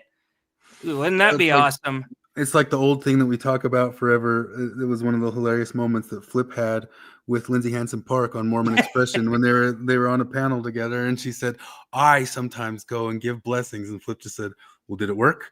You know, and it's like zippity pippity. But the this I don't know. We should maybe go into this more because we're hitting long here. My dog's getting restless. But one of the things that she pointed out is how, like, oh, dear Mormon man, your garments are really uncomfortable and itchy and stuff. So, meh. And one of the comments when this was posted in the Lobsters earlier was, does this lady think garments for men are comfortable? And I was like, this is an internet woman thing. A proverb of internet women is whoever bitches the most has the most real problems. And whoever doesn't bitch at all clearly doesn't have any real problems. And men don't bitch as much. It's more the internet's turned everything into the feminine way of communicating and aggressing. The internet is what we started out with. The Christianity is fake and gay. The internet's what's fake and gay. It's turning everything fake and gay. Well, that's why I say internet women instead of just like women in general, because internet women will bitch about their life because they're like, all my husband does is go to work. Do you want to know what I do? I do the dishes. I load them into the dishwasher. I dry them when they're out. I put them away. I wipe off the counters. I sweep the floor. I mop the floor. And I'm like, you know, if you were just a guy, you would say, I clean the kitchen. And that's it. But that's how you would describe that. You're trying to pretend this is something more than it is. Internet women, especially internet feminists, act like everything is so much more of a job than it is. And they have this idea that if you bitch about a thing more, that means your life is harder. So they're in a perpetual contest to out-bitch men. And internet men don't bitch quite as much. They're starting to bitch a lot more, and that's where we're seeing Fuentes. So congratulations, internet women. You created internet men. Yeah, all the stuff, it just does seem like it was always going to swindle into this, as we were talking about last week. And it's coming out right exactly as you would expect it to come out. But Marty was just talking to us because she had been reading Mary Harrington's Feminism Against Progress book. Which is a great book. And one of the things she just talks about is how how so much of the stuff is men and women did work just as hard as each other through those times. It's one of Peterson's longtime points is all the way up until modernism in the modern era. It was 100% for 99% of people, a dual process where they had to 100% fight and work every single day to keep each other together every single day. And absolute, like those gender roles weren't some top-down conspiracy.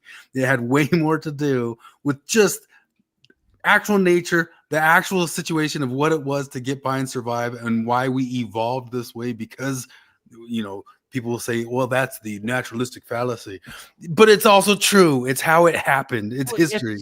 It's how its genes want to replicate themselves. So my genes want to replicate themselves. My entire organism is built around genes that want to replicate themselves. So is the woman I'm married to. We're cavemen. We look at our strengths and our weaknesses. She just had a baby. Human babies are high investment, low yield, right? So it really fucks up a human woman when she has a baby in a way that it doesn't fuck up.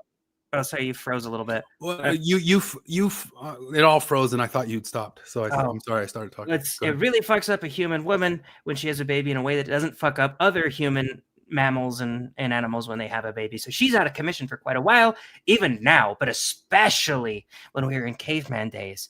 And so she's out of commission.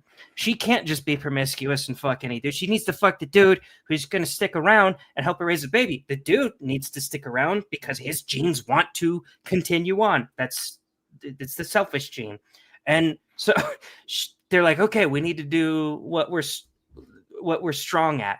So I'm strong at being with this baby. First off, the baby's attached to me because I am his food source right now. So I am the woman. I got to stay in the cave and feed the baby and tend to him. But I also need food. I can't go out and get it right now because I'm fucked up for passing this gigantic ass baby who's worthless. When a cow comes out of its mom, it just walks around and does its own thing. And it's pretty self-sufficient. It still nurses like a human, but it doesn't need constant attention like a human. So this baby is utterly, it's the most helpless organism on the planet, and I need to be with it at all times. And I'm pretty physically fucked up from having the baby. I need food. So if you want your genes to carry on, if you want this baby to survive, I need to survive. So it's just a play of strength. So of course things would be men doing the more physical things and women doing the more nurturing things. Of course that's how it would end up. Do none of you people believe in evolution? You're a bunch of self-avowed atheists, science-minded people. Yeah, and Thomas Sowell always said it's like that they're trying to come up with answers to what were cosmic problems type stuff. These issues are things that had limitations in reality, and they evolved. Yeah, like you said, they evolved those ways. We came up together in those ways. Only very, very, very, very few men through history, 1% of them ever had those leadership positions. Most men were in the fray with the women all the way down. And Mary Harrington's book that anybody should read if they kind of want to wrap their head around this stuff, but Peterson did a great job going into it over the years too, is that it's only been in modernism that we got all scrambled, and then people like this go and try to, and all those 100 books she's read and all of academia since the past 30, 40 years have had the time to sit and navel gaze and go and try to rewrite with a low resolution view of history and reality some sort of conspiracy theory into history, like the conspiracy theory of capitalism and the conspiracy theory of patriarchy. It's always a top-down idea. Like this is like one of the things that people say the right wing is conspiratorial. Like all of leftist academia is a conspiracy theory in the end of it. They think there was some top-down thinker who put these systems into place. Not that it happened, not that it evolved out. It was some sort of sneaky person who snuck it into everybody. We snuck the religion into everybody. We snuck the capitalism into everybody. And we snuck the patriotism into everybody. And that's not what happened in history. Yeah, well, so you're thinking that it's top down, but like you're not realizing that, like I said, we're doing what we are each doing, and we're a team. We're doing the team effort of the things that we are good at, and you've lost sight of what we're good at. And not only that, but you've lost sight of why we're good at it. That's like when I don't know, at the lowest point in my marriage, I'm listening to a lot of different podcasts. I even listened to some of the Red Pill guys, some of the MGTOW guys, all of those guys. They just start shitting on women incessantly. And I remember it was Pearl Davis that really snapped me out of it. because I'm listening to her talk and she's just regurgitating Andrew Tate points that she clearly doesn't believe. And at one point it hit me. I was like, oh, if I listen to everything that she says and apply it in my life, I would hate my wife. And if what you're trying to do is get me to hate my wife, that's a non-starter. It should be a non-starter, because we're pals, men and women, we're pals. We're supposed to be pals, and we need each other. That sounds so like kumbaya and gay, but this is raw Darwinism right here. Men need women and women need men. The insanity of listening to Joy Behar and The View talk about, like, what would you do if all men disappeared tomorrow? Oh, it would be great. It would be amazing. Except the gay ones. The gay ones can stay. Like, you stupid bitch. You need men. Charlie talks about girl math or home math. Did work into this. Aristo says war plays into it. But Forrest is saying, I think you guys are right. It's just not when it comes to Mormonism. I will allow for that criticism, and it actually kind of like ties back into what we were talking about, the burned over district, because we were talking about that earlier when it came to Garfield and the Oneida cult. But the burned over district and all that sort of era of people coming up with a Mormon religion, and Mormon was maybe evolutionarily in a sense because they were the ones who were pro-creation and not just doing weird sex cult stuff with women on women or feminist stuff, but they procreated, so they survived. But those were modern inventions. Those were inventions or not inventions. It was modern time stuff. So the Mary Harrington book is kind of like talking about most of the stuff pre-modern had its way of being, and then we got scrambled up with the modernism stuff. And then if you can kind of look at what happened in the burned over district and what people were coming up with, it was in a weird way the invention of certain modern religions. And so those ones could or might have been more of top-down inventions or modern things or put in there. Things were put in there. But I mean, it also was during time frames of the 1800s and coming west and surviving coming west. There's going to be there's a reason it survived over all of those things that got created in the burned over district. So there is something evolutionary there, if that makes sense. There was a million things created in the burned over district, and Mormonism survived. Sure. And look up that Oneida cult in the Garfield TV series. I would say that Mormonism it's designed top down, but the entire point of what I was trying to get at was that even the systems that are designed top down to be more patriarchal, they're built on the concepts of evolution. Like the reason they design it top down to be male dominant is because of evolution. The one that worked out of the burned over district was the one that maybe picked kind of some traditional concepts that work better. Because if you go and listen to Rachel Wilson's book, I know Andrew Wilson's nutty wife, but she did write a really good book about things like that Oneida group that is highlighted in the Garfield TV series that's out right now, that did most of those things, had weird sex positive feminist ideas, and they didn't survive. And the one that kind of went with traditional make the baby stuff is the one that busted out and broke through, because it was called the burned over district because a million of those things were popping up and coming out. So I mean, I can give a general concept to the idea that Mormonism had a top-down idea because it was invented or created or started in modern times. If you listen to Mary Harrington's book and Peterson's arguments about that stuff going back in the time, especially pre-modern times, I think anything might count a little bit more in pre-modern times for women if you get into time frames where you are looking at something, as Peterson points out, that how revolutionary the pill was. And Mary Harrington talks about how revolutionary the pill was and how revolutionary just something like the tampon was for making it so women could do more out in society. It really was a huge invention, and it's weird to say that, but it was. Did you know that women bear the brunt of climate change impacts? Oh fuck yeah! Holy shit! NPR is so fucking retarded. But we've heard a million one things like this, and so I have this other thing because I got to get going because my dog's getting nutty. But Vice put out this thing that women are getting tired of man keeping relationships, and then you pointed out this other thing where this guy complained that his woman left him when he paraplegic, and everybody said, man, she needs a better life and all that stuff. And then another woman complained about the same thing, and everybody says, he sucks, he's terrible, he's the worst, how did he do this? And that's a bit of a representation of the gynocracy, or the gynocentric society that we've been living in all along through this patriarchy. But here's Vice telling women that man keeping is just a chore, and that you need to be paid. It's unpaid service, unpaid service to care for your man, or some sort. There's what percent chance do you think that the person that wrote that is at least commie adjacent? Oh, pretty high. Yeah, pretty fucking high. And the people you hear talk about money the most often are the people who hate money the most. It's one of the wildest things. Like, why would money even enter your mind? Like, at what point in my life did my wife ask me to do something, even if it's something I think is absurd and I don't want to do? I'm never like, well, you're not going to pay me for this. Of course she's not going to pay you for this. You're doing it for yourself. You're doing it for your fucking family. What are you talking unpaid?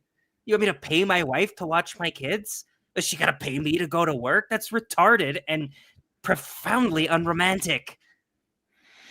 Yeah, and here's last thing. Steve Stewart Williams, we brought him up before. He wrote the book The Ape That Understood the World, and one of the best books out there on evolutionary psychology. But this doesn't even have anything to do with that. It's apropos that we're talking about him right when we're bringing up these issues, which I'd like to continue on with the stuff and keep looking at this, because I'm kind of zipping through this at the end of this with my doggy wanting to go outside, and I still want to hit what Jonathan covered this week on Beautiful Trouble, and we missed that, and we missed Tim Ballard. We could spend a whole other hour on how nutty Tim Ballard's new stuff was. But this points out right here, there is one paper that was even kind of a dodgy paper. Academic journals shine a spotlight on studies that appear to show bias against women while downplaying or simply ignoring studies that don't. The result is a distorted view of what the science actually shows. But you see that blue line down there and that red line and that yellow line? There was one paper that showed bias against women, and that one single paper has been cited more than all the millions of other papers, which are the red line and the yellow line. You don't say. That one single paper has been cited, and that red line and the yellow line are things that seem to kind of like even out about biases one direction or the other. And that's all the other millions of papers ever. And that one blue line is the one paper that seems to show it the other direction. I never would have guessed. Yeah. And that was the thing that it seemed to show that there was an evidence of against women hiring, and that stuff's been showing and pointing in that direction. Callaway has been making the rounds, and he's kind of weird, but he was just on Corolla. If you want to listen to Corolla and Callaway, that was the guy we were pointing at, and he's also on Chris Williamson this week. And that guy's probably the best left-wing voice out there, who's coming out and saying, like, what the hell have we done?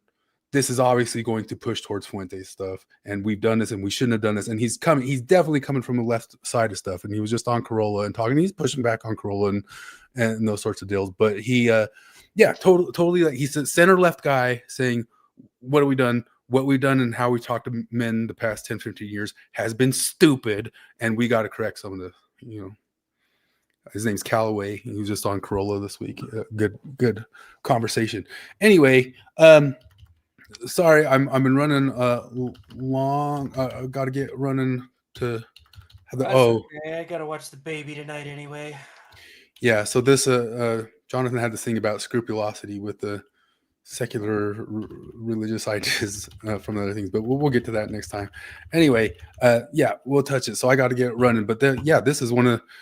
We had 1,000,001 things, and we didn't try to stick on one subject, and I ran out of time. We had way more we could have gotten to. But next week you get 3 hours of Flip raw dogging it, talking, and everybody has to take a mushrooms and listen to 3 hours of Flip raw dogging it. He's not allowed to click on anything or pull up any articles. He's just got to stare straight into camera and just let it rip. I don't even think it would be hard for him. I think Charles is right. He said, I don't really have anything to talk about, and just no pause, no breath in between, just totally launch into something that took up the next 3 hours. The world demands it. The world demands it. All right, well, I got to go watch my baby. Okay, baby. Thanks for chilling, hanging, everybody. I wanted to catch your last things too, but we had to zip out that last little bit, and my dog, he's going nuts. So thanks for chilling, everybody. Bye-bye now. Bye-bye, bye-bye, bye-bye.